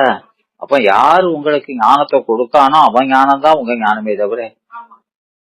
அப்போ ஞானம்ங்கிறது அதனாலதான் ஆகமங்கள் இந்த ஆன்மாவுக்கு இலக்கணம் சொல்லும் போது தற்கரும தரிமை என்ன சொல்லுது அப்படின்னா என்ன? தற்கரும தரிமை என்னமா? ஏமா சொல்லுங்க. தத் சிவம், தத்துங்கிறது அது சொல்றது வேதத்துல. அது அவனுடைய குணம் தான் உங்க குணம், உங்களுக்குன்னு தனியா கிடையாது அப்படின்னு சொல்றாரு. சுதந்திரமா ஒரு குணங்க உங்களுக்கு கிடையாது. அவனுடைய அறிவு தான் உங்க அறிவு, அவனுடைய செயல் தான் உங்க செயல்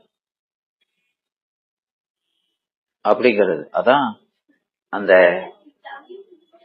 திருக்கழித்துப்படியார் அப்படின்னு ஒரு நூல் இருக்கா இல்லையா? இருக்குது. அந்த திருக்கழித்துப்படியார்ல அவர் சொல்வாரு, சிவன் அவனது என்னுடைய அறிவது என்றும், சிவன் அவனது என்னுடைய செயலது என்றும். அப்போ சிவபெருமானுடைய அறிவுதான் நம்ம அறிவு இல்லையா? அவனுடைய செயல்தான் நமக்கு செயல். அப்ப நமக்குன்னு சுதந்திரமா ஒரு அறிவோ செயலோ கிடையாது என்று இவற்றை தன் செயலாக கொள்ளாமைதான். விளக்குதா? அதான் ஏகனாகி நிக்கிறது. அப்போ நமக்குன்னு அறிவு இருக்குது, நமக்குன்னு செயல் இல்ல, அறிவில்ல என்று உணர்ந்து அந்த பெருமானிடத்துல அடங்குவதுக்கு தான் என்ன பேரு? ஏகநாதன்.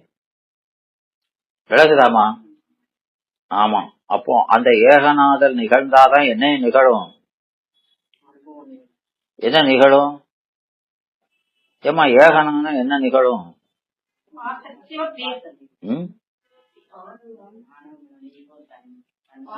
அது 10ஆம் நூற்பாவில இப்பதானே படிச்சிருக்கோம்.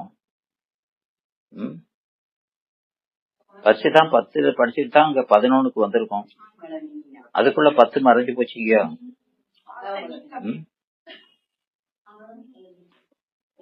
சொல்லு தாயி. என்னடா? ஏகநாதனால ஆணவம் இறைப்படி இருக்கிறனால மாயை. அதனால நமக்கு முதல் அவன்தான். சிவன் முதலே அன்றி முதல் இல்லை இல்லையா? வாழ் முதல் அவன்தான். சிவன் அவனுடையது என்ன அறிவது என்றும், சிவன் அவனது என்னுடைய செயலாகிறது என்றும் இவற்றை தன் செயலாக கொள்ளாமைதான். அப்படி கொள்ளாமைதான் நமக்கு ஆமா அறிவு. அப்ப நம்முடைய அறிவுன்னு நினைச்சிட்டா அறிவு விளக்காது, சிவஞானம் விளங்காது. ஆமா.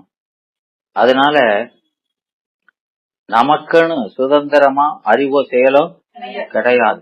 அதுல அடங்கி இருக்கிறது தான் சிவஞானம் இல்லையா? அதனால பசுஞானம்னு ஒண்ணு கிடையாது. பசுவுக்குன்னு சுதந்திரமா ஞானம் கிடையாதுன்னா அந்த ஞானம் ஒண்ணு கிடையாது.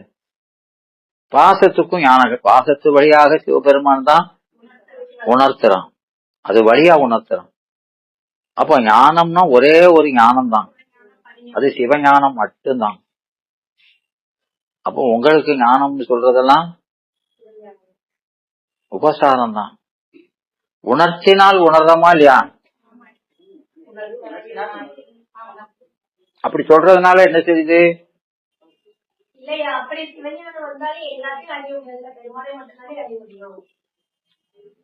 இன்ப துன்ப உணர்வுகள்லாம் இருக்குது. இன்ப இருக்க இல்லையோ, துன்ப உணர்வு இருக்குது. அதனால அறிவே இல்லைன்னு சொல்ல, அதனால சொல்றது. அதுதான் 7லயும் சொல்றாரு, 11லயும் சொல்றாரு. நமக்கு அறிவே இல்லாத கடம்னா என்ன ஆகிடும்? ஒண்ணும் தெரியாது. உனக்கு தெரியுது.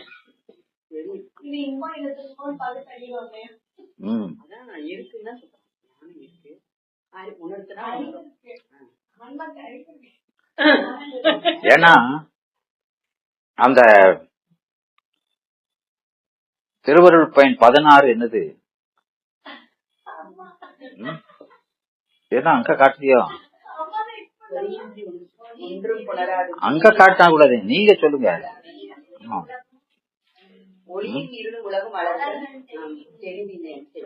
அப்படின்னா என்னமா சொல்றீங்க? என்னம்மா சொல்றீங்க? ஏ தாய் சொல்லுங்க, என்ன சொல்றீங்க? பாட்ட சொல்லியாச்சு, அதுக்கு அர்த்தத்தை சொல்லுங்க.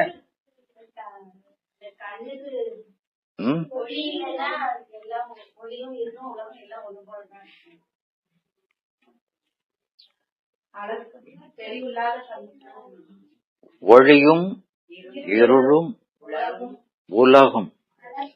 கண்ணுல ஒளி இருக்குதா இல்லையா அப்படிங்கிற கேள்வி கேட்கிறாரு. ஏன்னா கண்ணுக்கு ஒளி இருந்தா அது எதையும், இருட்டுல எது இருந்தாலும் பார்க்கணும், ஒளி இருந்தா. ஆனா அது விளக்க வைக்காம பார்க்க முடியல. அப்போ அதுக்கு ஒளி இல்ல அப்படின்னு சொல்ல வேண்டியது இருக்கு. ஆனா அப்படியும் சொல்ல முடியாது. அப்போ குருடனுக்கும் நமக்கும் வித்தியாசம் இருக்கு இல்லையா? குருட்டு பயலுக்கு லைட்டை போடுதான், நமக்கு லைட்டை போட்டிருக்கான். ஆனா அவன் வேற மாதிரி இருக்கான், நம்ம வேற மாதிரி இருக்கோம் இல்லையா? அப்போ அதுதான் சொல்றாரு, அந்த கண்ணுல ஒளின்னு இருந்தா இருட்டு வந்தாலும் சரிதான், வெளிச்சம் வந்தாலும் சரிதான். இப்ப கரண்ட் போயிடுது, லைட் அணைஞ்சிடுச்சு அப்படின்னா ஐயோ சொல்லுவேடா, ஐயோ. அப்புறம் கரண்ட் வந்துச்சுன்னா அப்பாடா, ஏன் சொல்லுதே அப்படிங்க. ஆமா, போயிடுதுன்னா ஒரு துன்பம் வருது, துன்பம் வருது. அப்போ உனக்கு அந்த கண்ணுல ஒளி இருக்குது, அதனால அந்த ஒளி தடைப்பட்டால் துன்பம், ஒளி விளங்குனா இன்பம். அது போல உனக்கு அறிவுன்னு ஒண்ணு இருக்கிறதுனால தடைப்பட்டா ஒரு துன்பம் வருது, விளங்கினா ஒரு இன்பம் வருது. உனக்கு அறிவு இருக்குல்ல அப்படி சொல்ற. அதுனா அதே மாதிரிதான் உனக்கு கண்ணு போலதான் உனக்கு விளங்குதா? அதனால சுதந்திரமா இல்லையே தவிர அறிவே இல்லைன்னு சொல்ல முடியாது அப்படின்னு அங்க சொல்றாரு. அதனால இந்த நூற்பாவுல இங்க இந்த 2வது அதிகரணத்துல அந்த நல்ல நலம் பிறந்த ஞானம், ஞானம்னு சொன்னா அது சிவஞானமே தான், மட்டும்தான் ஞானம். அதனால இங்க வடமொழி 11ஆம் சூத்திரம் அதுல காட்டுவான் என்பது மாத்திரையே அன்றி காண்பான் என்பதும் உடன் கூறிட்டில்லை. ஏனேன் அப்போ கூறிட்டில்லையால் எனின் அறியாது கூறினாய். அங்க அப்படி சொல்லலையே. வடமொழி சிவஞான போதத்துல காட்டுவான் தான் சொல்லியிருக்கு, கூட இருந்து காண்பான்ங்கிறது சொல்லலையே. அப்படின்னு நீங்க சொன்னீங்கன்னா அறியாது கூறினாய்.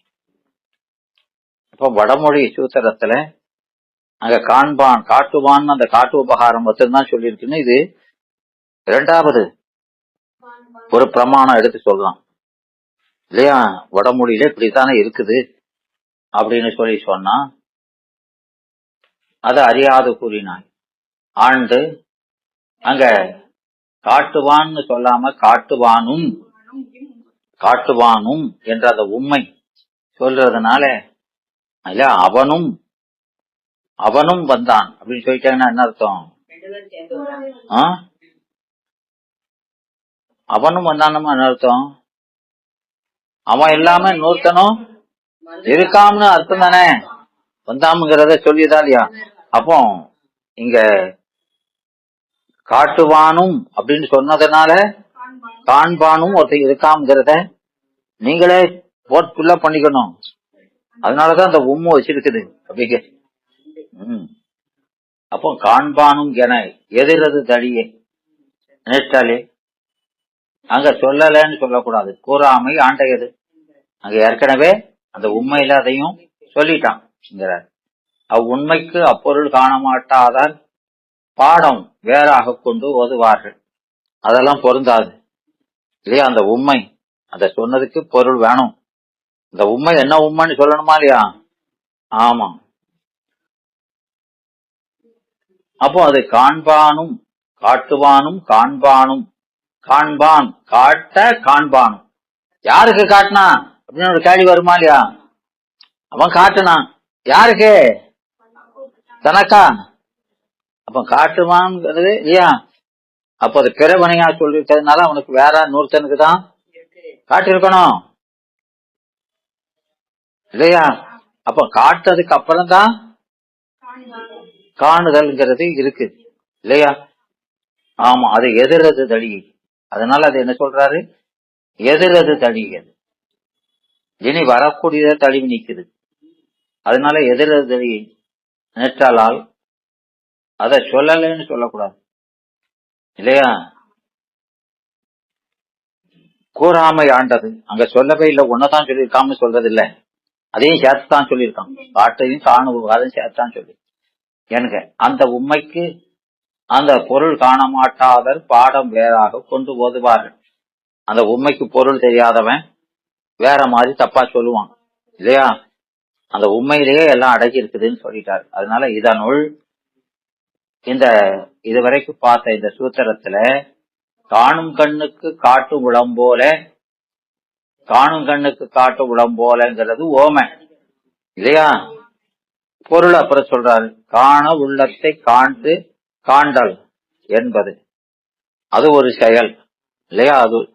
அதனால அது ஒரு அதிகரணம், ஒரு கருத்து இல்லையா? அப்போ அந்த உபகாரம் உரைத்தல், அது என்னது? உபகாரம் உரைத்தல் என்ற அதிகரணம்.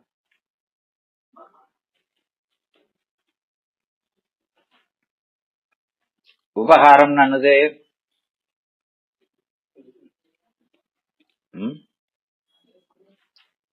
உபகாரம் என்னமா?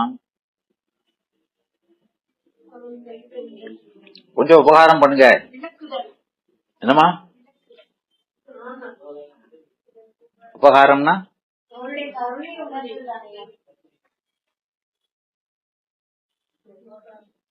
நீங்க பதில் சொல்றது ஒரு உபகாரம் தான். சொல்லுங்க, அந்த உபகாரம் செய்யுங்க. உபகாரம்னா உதவி இல்லையா? நன்மை.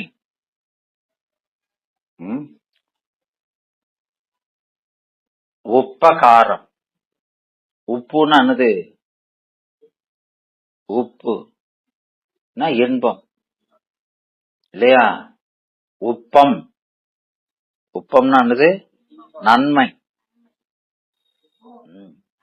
காரம்னா செயல், காரம்னா செயல், நன்மையான செயல். உபகாரம், உபகாரம். உப்பும் காரமும் இதெல்லாம் எங்களுக்கு தெரியுமே சார்.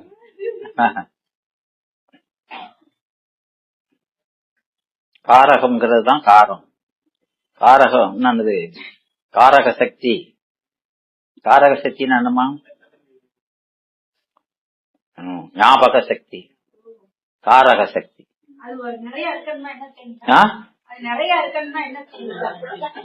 எது நிறைய இருக்கணும்? ஞாபக சக்தி நிறைய வேணுமோ? அதான் அவரு சொல்லிருக்கார, பாட்டு இருக்க நம்மகிட்ட இருக்கலாமா? வினா வெண்பா 13வது பாட்டு.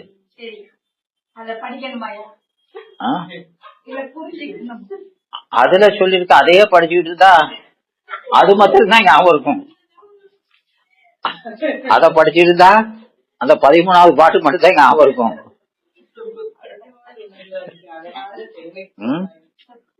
அந்த வினா வெண்பாவை எடுத்து படிங்க.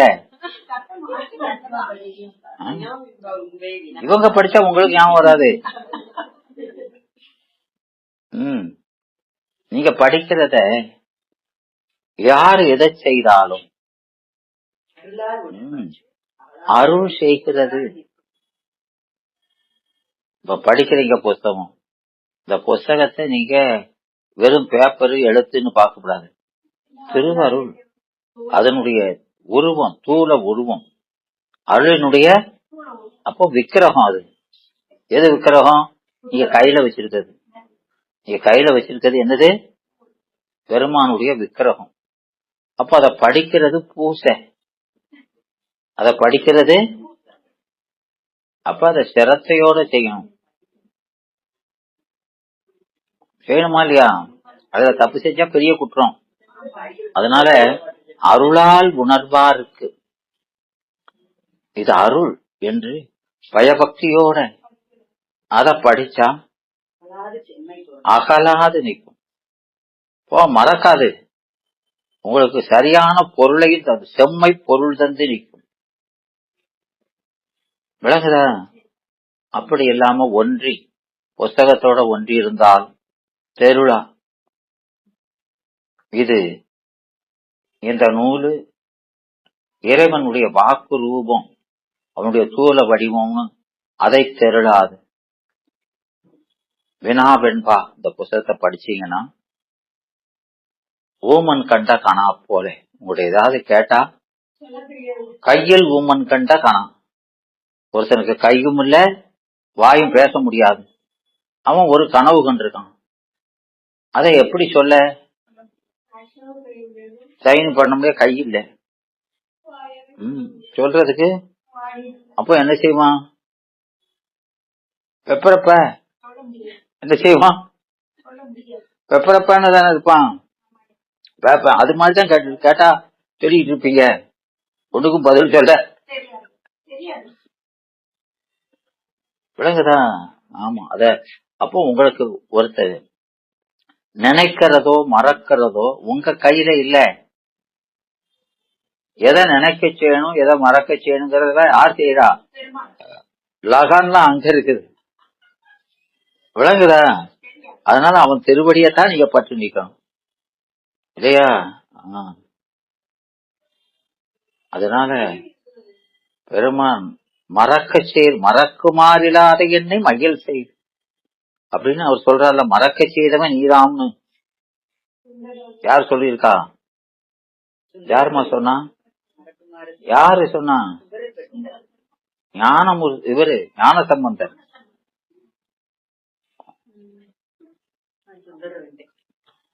மறக்குமாறு இல்லாத என்னை மயற் செய்து மண்மேல் பிறக்குமாறு காட்டினாக்கி இழுக்குவது ஒன்று இல்லையே, விளங்குதா? அவரை மறக்க செய்து மண்ணுல பிறக்கவும் செய்துட்டாரு அப்படின்னு ஞான சம்பந்தர் சொல்றாரு, விளங்குதா? ஆமா. அப்போ அதை செய்யறதும் அவன் தான், நினைக்க செய்யறதும் அவன் தான். நம்ம காயில ஒரு தாரியம் இல்லைங்க, நம்ம தான் பொம்மன்ட்டமே எல்லாமேனா. அப்போ நீங்க திருவருளையே நினைச்சுக்கிட்டு இருந்தா உங்களுக்கு எதெல்லாம் ஞாபகத்துல இருக்கணுமோ அதை வச்சிருப்பாரு, எதெல்லாம் தேவையில்லையோ அதெல்லாம் மறக்க வைப்பார்.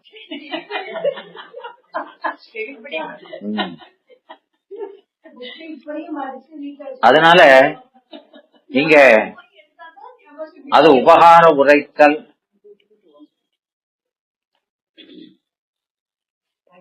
நன்மை தரும் செயல். அது என்னது? நன்மை தரும் செயல். அதை பெற்ற உபயோகி யாரு? பெற்றவன் யாரு? நாம. அவன் உபகாரி, நாம உபயோகி. அந்த உபயோகி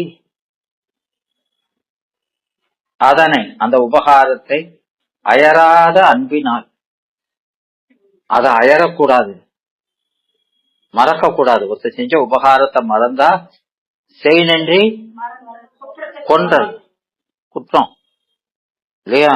அது குற்றம் ஆயிரும். அதனால செய் நன்றி எந்நன்றி கொண்டாருக்கும் உய்வில்லை செய் நன்றி கொன்ற மகருக்குங்கார். அப்ப மறந்தா உய்வில்லை.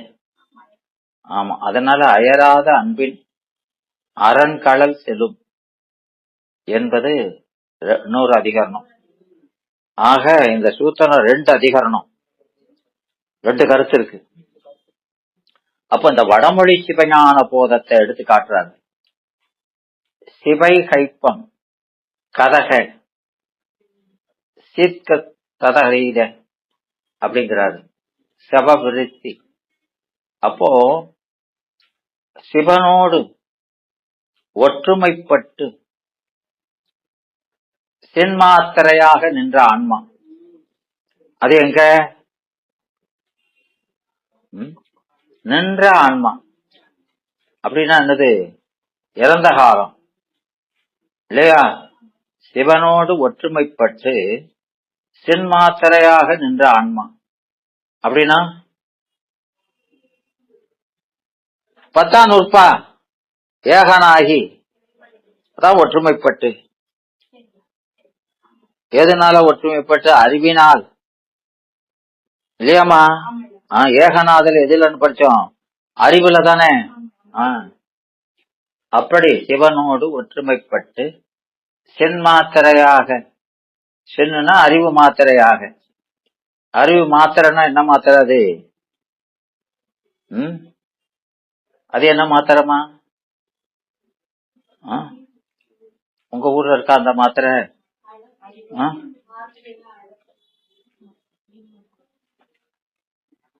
அப்படின்னா என்ன சொல்லுங்க? என்னப்பா? பாச சார்பு போய் அருள் சார்பா நிக்கும். மாத்திரையாகனா மட்டும் அர்த்தம். மாத்திரைனா மட்டும். சின் மாத்திரையாகனா அறிவுமயமாக.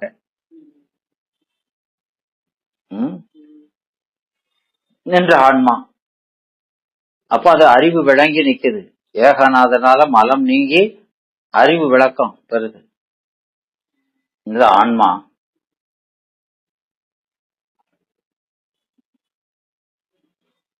தடியி நலக திக. தடியி நலக திக அப்படின்னா அச்சிவன், அந்த சிவன் வயத்தனாதலாக அவனுக்கு வயப்படுதல். வயப்படுதல் நானது வயம் நானது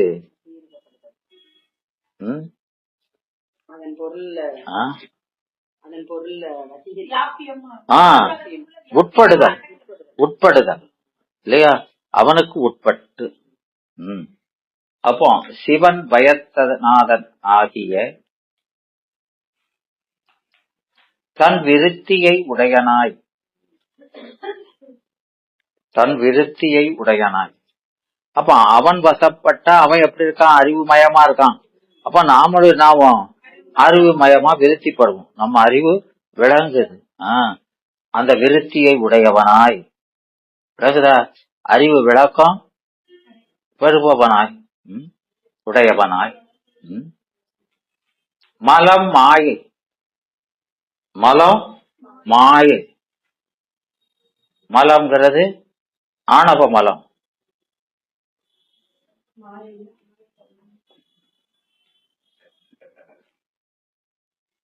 இந்த மலம் மாயை இவற்றால பற்றப்படாதவனாய். மலம் மாயைகளால பற்றப்படாதவனாய்.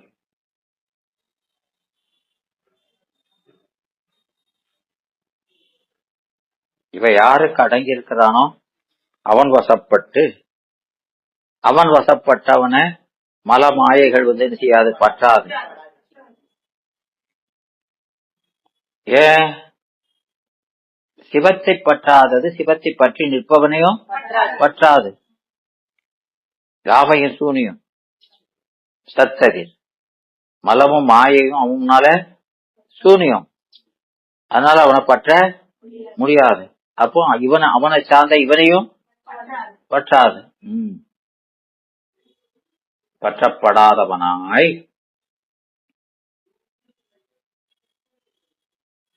சுப அனுபூதியாகிய. சுப அனுபூதியாகிய சுபானுபூதி. அப்ப அவனுடைய அனுபவம், அவனுடைய சுப அனுபவம், அவனுடைய சொந்த அனுபவம், சுப அனுபூதி ஆகிய சிவபோகம் உடையவனாய் யாரை அறிந்தானோ அவன் இவனுக்கு போக்கியமா இருக்கான். இவன் போகியா இருக்கான். அவன் போக்கியமா இருக்கான். அவனையே இவன் விடையிட்டு இல்லையா? அந்த சிவபோகம் உடையவனாய்.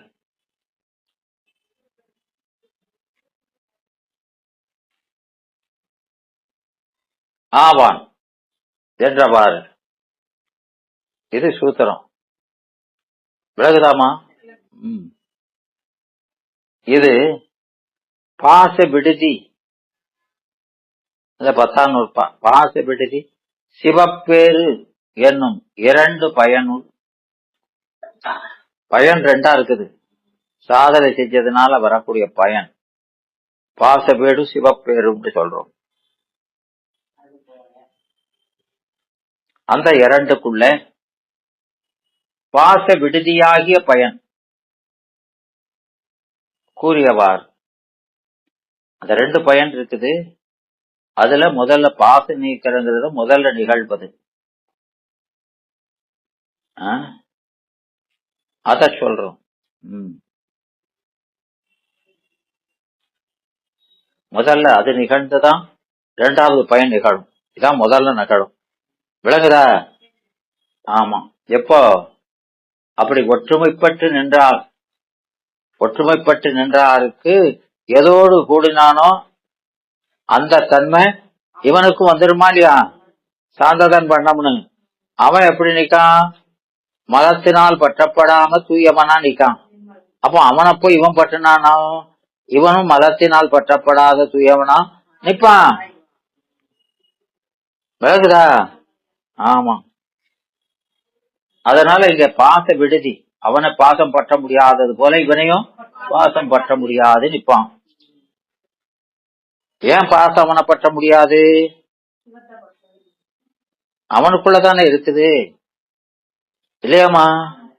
ஆமா. அதுதான் தாண்டகத்துல எல்லாம் சொல்றீங்க. விண்ணானாய் மண்ணானாய் மலையானாய் இப்படிலாம் சொல்றீங்க. சொல்றீமா இல்லையா? ஆமா. அப்போ இல்லைங்கியோ அட்டமூர்த்தமா இருக்கவங்கலாம் சொல்றோம். அப்போ நீங்க பாசத்தை பற்றி இருக்காமல அவன் பாசத்தை பற்றலையா? ஏமா மண்ணானாய் அப்படின்னா மண்ணுல பற்றி நிக்காம தானே அர்த்தம். விண்ணானாய் அப்படின்னா விண்ண பற்றி நிக்காம தானே அர்த்தம் இல்லையாமா? பிறகு அவனை பற்றாதது மேல உங்களையும் பற்றாததுன்னா அவனையே பற்றி நிக்கிறையா அப்படின்னு யாரும் கேட்க மாட்டேங்க. என்னடா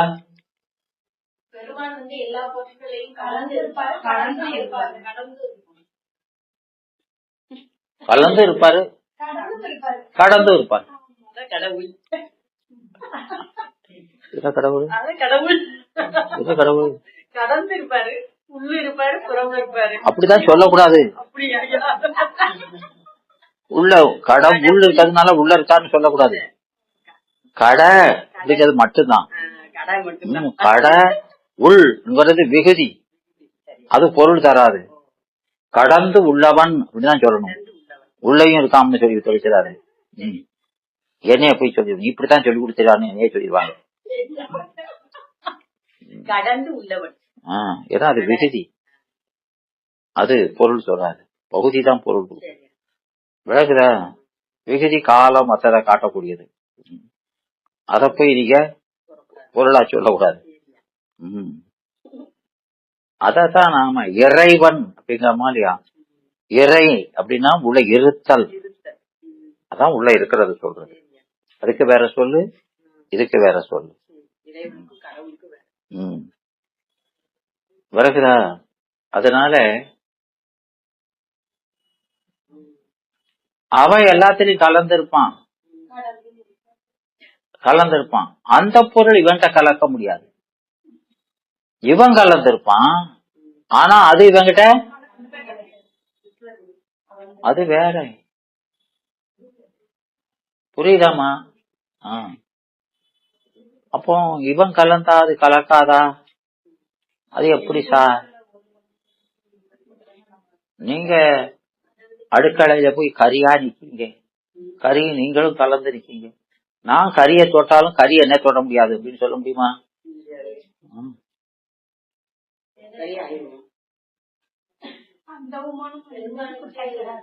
என்னப்போ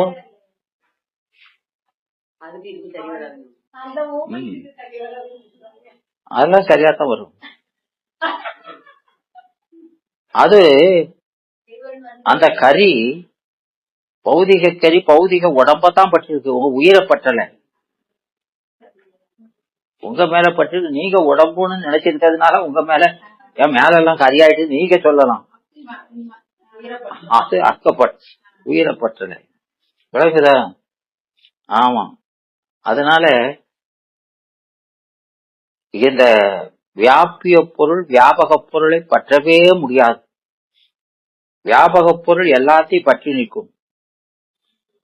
ஆனால் வியாபிய பொருள் வியாபக பொருளை பற்ற முடியாது. விளக்குதாமா? இப்ப நீங்க மேனேஜர், உங்களுக்குள்ள குமாஸ்தாவை ஏவலாம். அந்த குமாஸ்தா உங்களை ஏவ முடியாது. அதை செய்வியா இதை செய்வியா, விளக்குதா?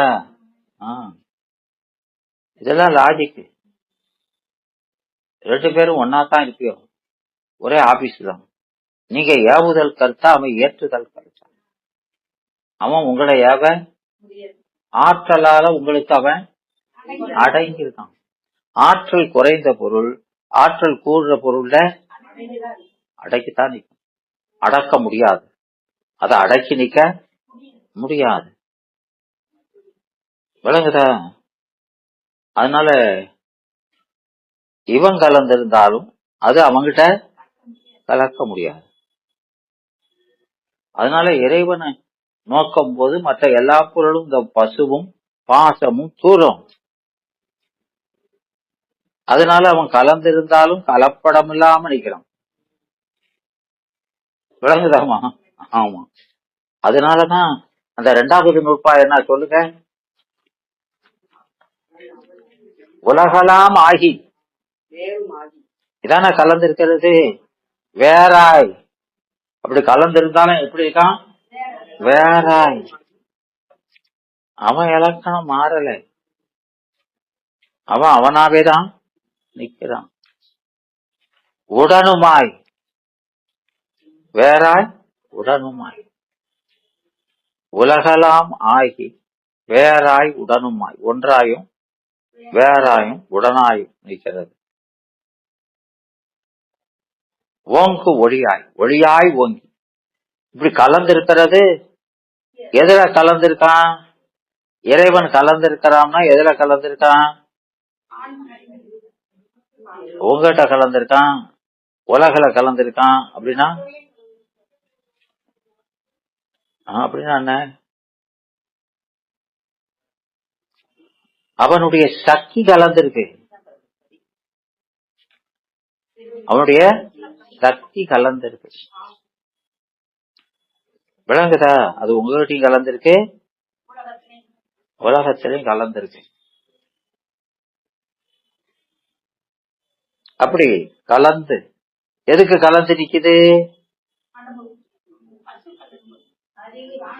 உங்க கூட எதுக்கு கலந்து இருக்குது? எல்லா பொருளுக்கும் அது குணமும் செயலும் விளங்கணும். குணமும் செயலும் உங்களுக்கு உங்க குணம் விளங்கணும், செயல் விளங்கணும். அதுக்கு எதுக்கு விளங்கணும்? பாசத்துக்கு எதுக்கு விளங்கணும்? அது விளங்கினா தவறையா, விளங்காட்டா தவறையா? உங்களுக்கு விளங்கினா போதாதா? உங்களுக்கு விளங்கினா போதாதா? போதுமா போதாதா?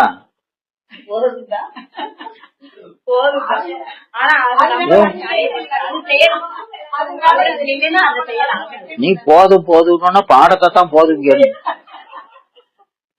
போதும். அப்போ அந்த பொருளுக்கும் குணமும் பொருளும், ஏன்னா அதையும் இந்த உயிருக்காக பயன்படுத்தலாம், அதையும் இந்த உயிருக்காக பயன்படுத்தலாம். விளக்குதா?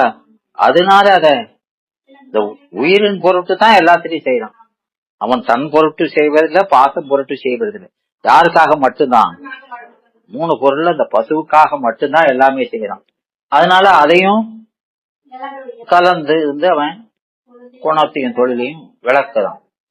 இது இவட்ட கலந்து இருந்து தொழிலையும் குணத்தையும் விளக்குறான். விளக்குதாமா? அப்போ இந்த இறைவன் இப்படி எல்லாத்திலையும் கலந்து அதை விளக்கிக்கிட்டு இருந்தாலும், அந்த பொருள்களை விளக்கிக்கிட்டு இருந்தாலும், இந்த பொருள்கள் என்ன செய்ய முடியாது? அவனோட கலக்க முடியாது. அவன் கலந்திருப்பான், ஆனா நீங்க அவனோட கலக்க முடியாது. அப்போ அவனோட கலக்கணும்னா என்ன செய்யணும்? கலக்கவே முடியாது அப்படின்னா அவனை அனுபவிக்கவே முடியாது. அப்படியா? அப்போ கலந்து ஆகணுமே. எப்படி ஆகிறது? என்னமா? அவர் கலந்து இருக்கிறாருங்கிறது தான் நோ டிஸ்பியூட்ட. நீங்க அவங்களோட கலக்க முடியாதுங்கிறது தானே.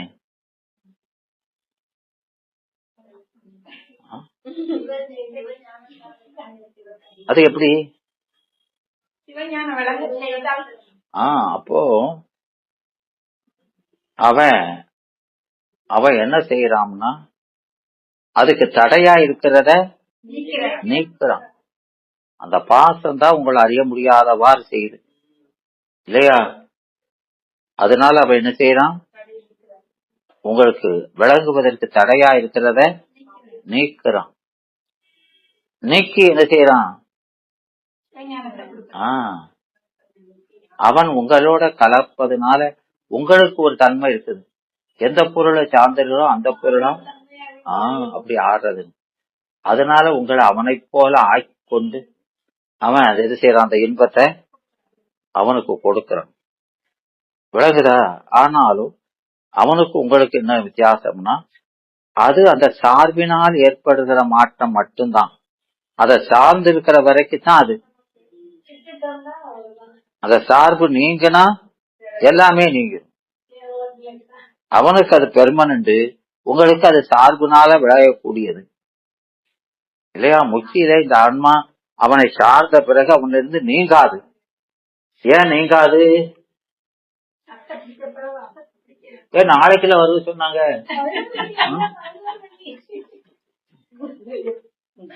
என்னம்மா உங்களுக்கு மெசேஜ் போட்டிருக்காங்க? நாங்க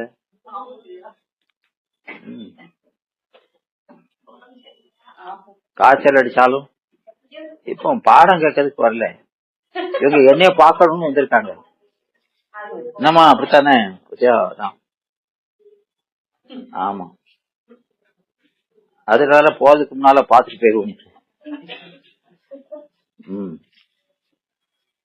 சரி, விளங்குதாமா? அப்போ இறைவன் அந்த இறைவனோட கலந்திருக்கிறது, அந்த தன்மை அவனோட கலந்திருக்கிற வரைக்கும் தான் நமக்கு இருக்கும். எப்பா என்ன சொல்ற? ஆமா ஆமாமா, கலந்திருக்கும் போது அந்த பொருள் மாதிரியே நாம இருக்கிறோம். வேறுபாடு கண்டுபிடிக்க முடியாம இருக்கும். அதான் இரண்டு அறங்கிறது. ஒரிஜினல் இல்லம்மா, ஒரிஜினல் மாதிரியே இருக்கன்னு சொல்றீங்களா இல்லையா? மாதிரி தான். ஏன்னா ஒரு பொருளுக்கு இயல்பா இருக்கிற தன்மை போகாதுமா, அது போகாது. அது அப்ப இயல்புனே சொல்ல முடியாது. ஏமா கலந்திருந்தாலும் அதுதான் அங்க சொல்றாரு. அந்த திருப்படிங்கிறது அது வடிஞ்சிருக்குனாலும் ஆமா. அப்போ இந்த படிகமும் மாணிக்கமும் போலதான். படிகத்தை மாணிக்கத்து பக்கத்துல கொண்டு வச்சா அது சிறப்பா தான் இருக்கும். அதுக்கு இதுக்கு வித்தியாசம் பார்க்க முடியாது. ஆனா அது நிரந்தரம் இல்ல. அது அப்படி லமட்டிட்டா அதேதான் நமக்கு. ஆனா நகர மாட்டான். ஏன்? ஏன்னா வியாபக பொருளுக்கு ஒரு பொருளை இருந்து நீங்க முடியாதுங்கிறது ஒண்ணு. இங்க நீங்கிறதுனா இச்சை, அறிவினால நீங்கிறது தான் நீங்கிறது. நம்ம அறிவினால நீங்கணும் அப்படின்னா இன்னொரு பொருளால கவரப்படணும், இன்னொரு பொருளால. அப்ப நாம சிவத்தை பற்றி நிற்கும் பொழுது நம்ம இன்னொரு பொருள், நீங்க பாடம் கேட்கும் போதே வெளியில ஒரு சத்தம் கேட்கு, இந்த நாய் கொலைக்குது அப்படின்னா அங்க பாக்கடா இல்லையா? பாக்கடா இல்லையா? பாப்பியோ. அப்போ அது உங்களை டிஸ்ட்ராக்ட் பண்ணுது, உங்களை கவர்ந்துருது. விளங்குதாமா?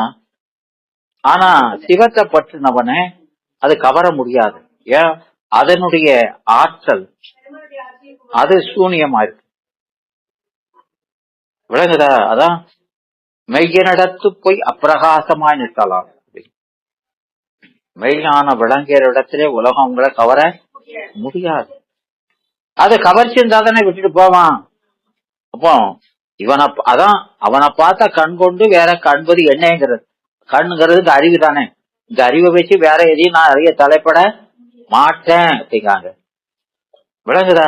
ஏன்னா மற்றவருக்கு அந்த பொருளுக்கு இவனை கவரக்கூடிய ஆற்றல் இல்லை. விளங்குதா? அப்போ இவங்க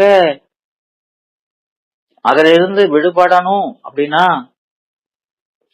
அவன் விடுவிக்கணும். அவன் விடுவிச்சா விடுபட்டு மறக்கும் மனத்தினை மாற்றிங்கிறாரா அவர் சொன்னாரா இல்லையா? இல்லையா? அதே போல சுந்தரமூர்த்தி சாமிக்கு எப்படி சொல்வாருமா?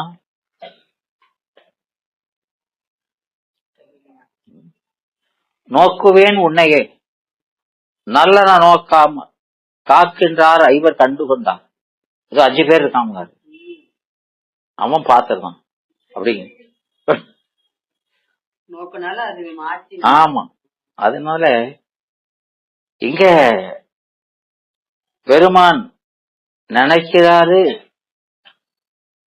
உங்களை கீழே பிறக்க வைக்கணும்னு நினைச்சிட்டாரு அப்படின்னா அவரு சங்கல்பம் இவன் மறக்கட்டும் அப்படின்னா மறந்து கொஞ்சம் அவ்வளவுதான், மறந்தாச்சுன்னா கீழே போயிட வேண்டியதான், உங்களுக்கு அந்த லஸ்ட் போயிடும். அதனாலதான் அந்த சிவசமவாதி, சங்கராந்தவாதி, இல்லையா, பேதவாதி இவங்களெல்லாம் 11ஆம் நூற்பாவுல பின்னால மறுக்கிறாருன்னா நாம ஒரு பொண்ணு அவன் பொண்ணு போல அப்படி இருக்கவே முடியாது.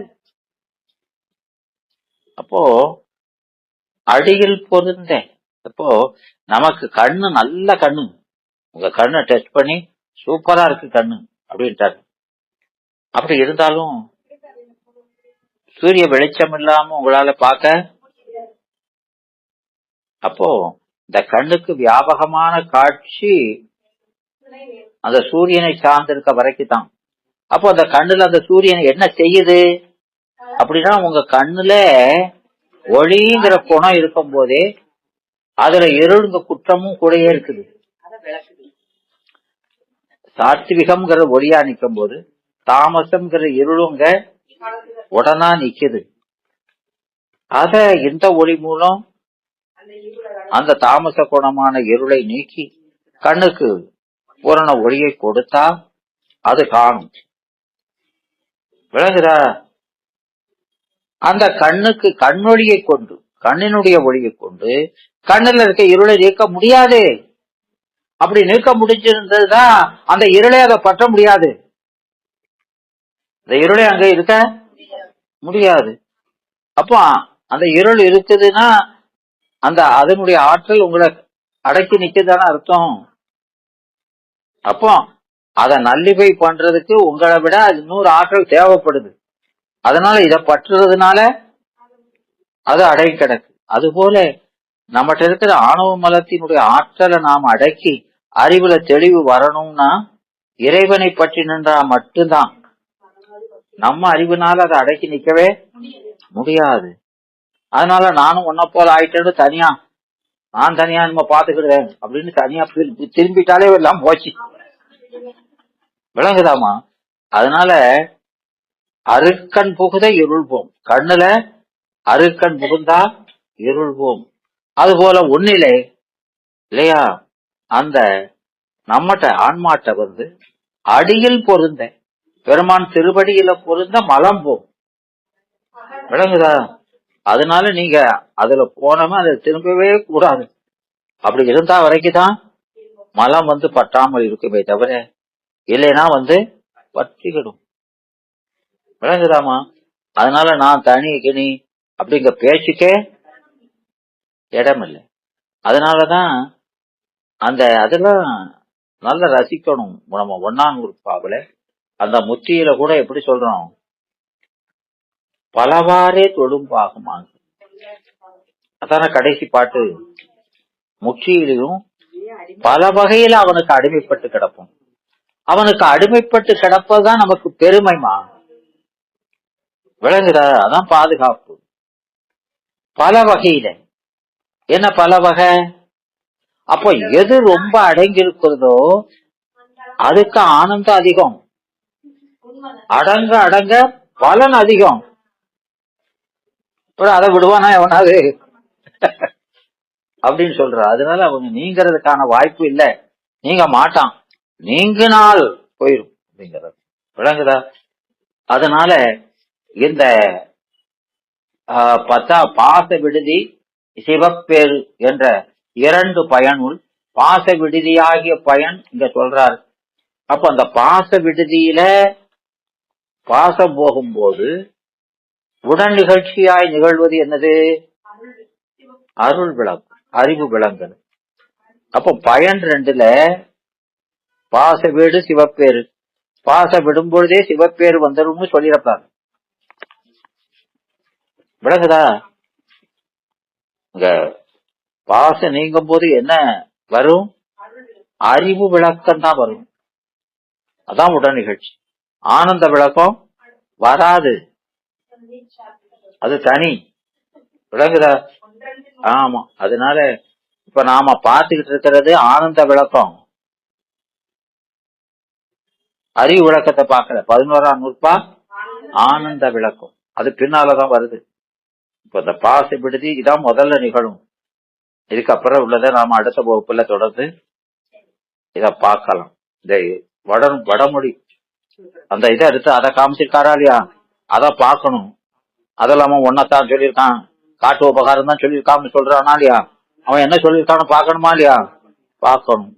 இப்ப இதை ஞாபகம் வச்சுக்கணும். நாம இந்த வயசுல பார்த்தது அந்த வடமொழி சிவஞான போதத்துல. ஆமா, அந்த பாசம் வைக்கிறத முதல்ல சொல்றாருங்கிறத. வாழ்த்தும் குறுமாறு வாழ்த்தும். வான்முகில் விழாது பெய்க, மலிவளம் சுரக்க, மன்னன் போன்முறை அரசு செய்க, குறைவிலாது உயிர்கள் வாழ்க, நான்மறை அறங்கள் உங்க, நற்றபம் வேள்வி மல்க, மேன்மைகள் சைவ நீதி விளங்குக உலகமெல்லாம், மேன்மைகள் சைவ நீதி விளங்குக உலகமெல்லாம், மேன்மைகள் சைவ நீதி விளங்குக உலகமெல்லாம். கைலாய பரம்பரையில் சிவஞான போது நெறிகாட்டு பெண்ணை, பயில் வாய்மை மெய்கண்டான் சந்ததி கோர் மெய்ஞான பானுவாகி, குயிலாரும் பொழில் திரு ஆவடு துறைவாழ் குரு நமச்சிவாய் தேவன், தைலாதி மரபுடையோன் திருமரபு, நியூடூடி தலகமாதோ திருச்சிற்றம்பலம்.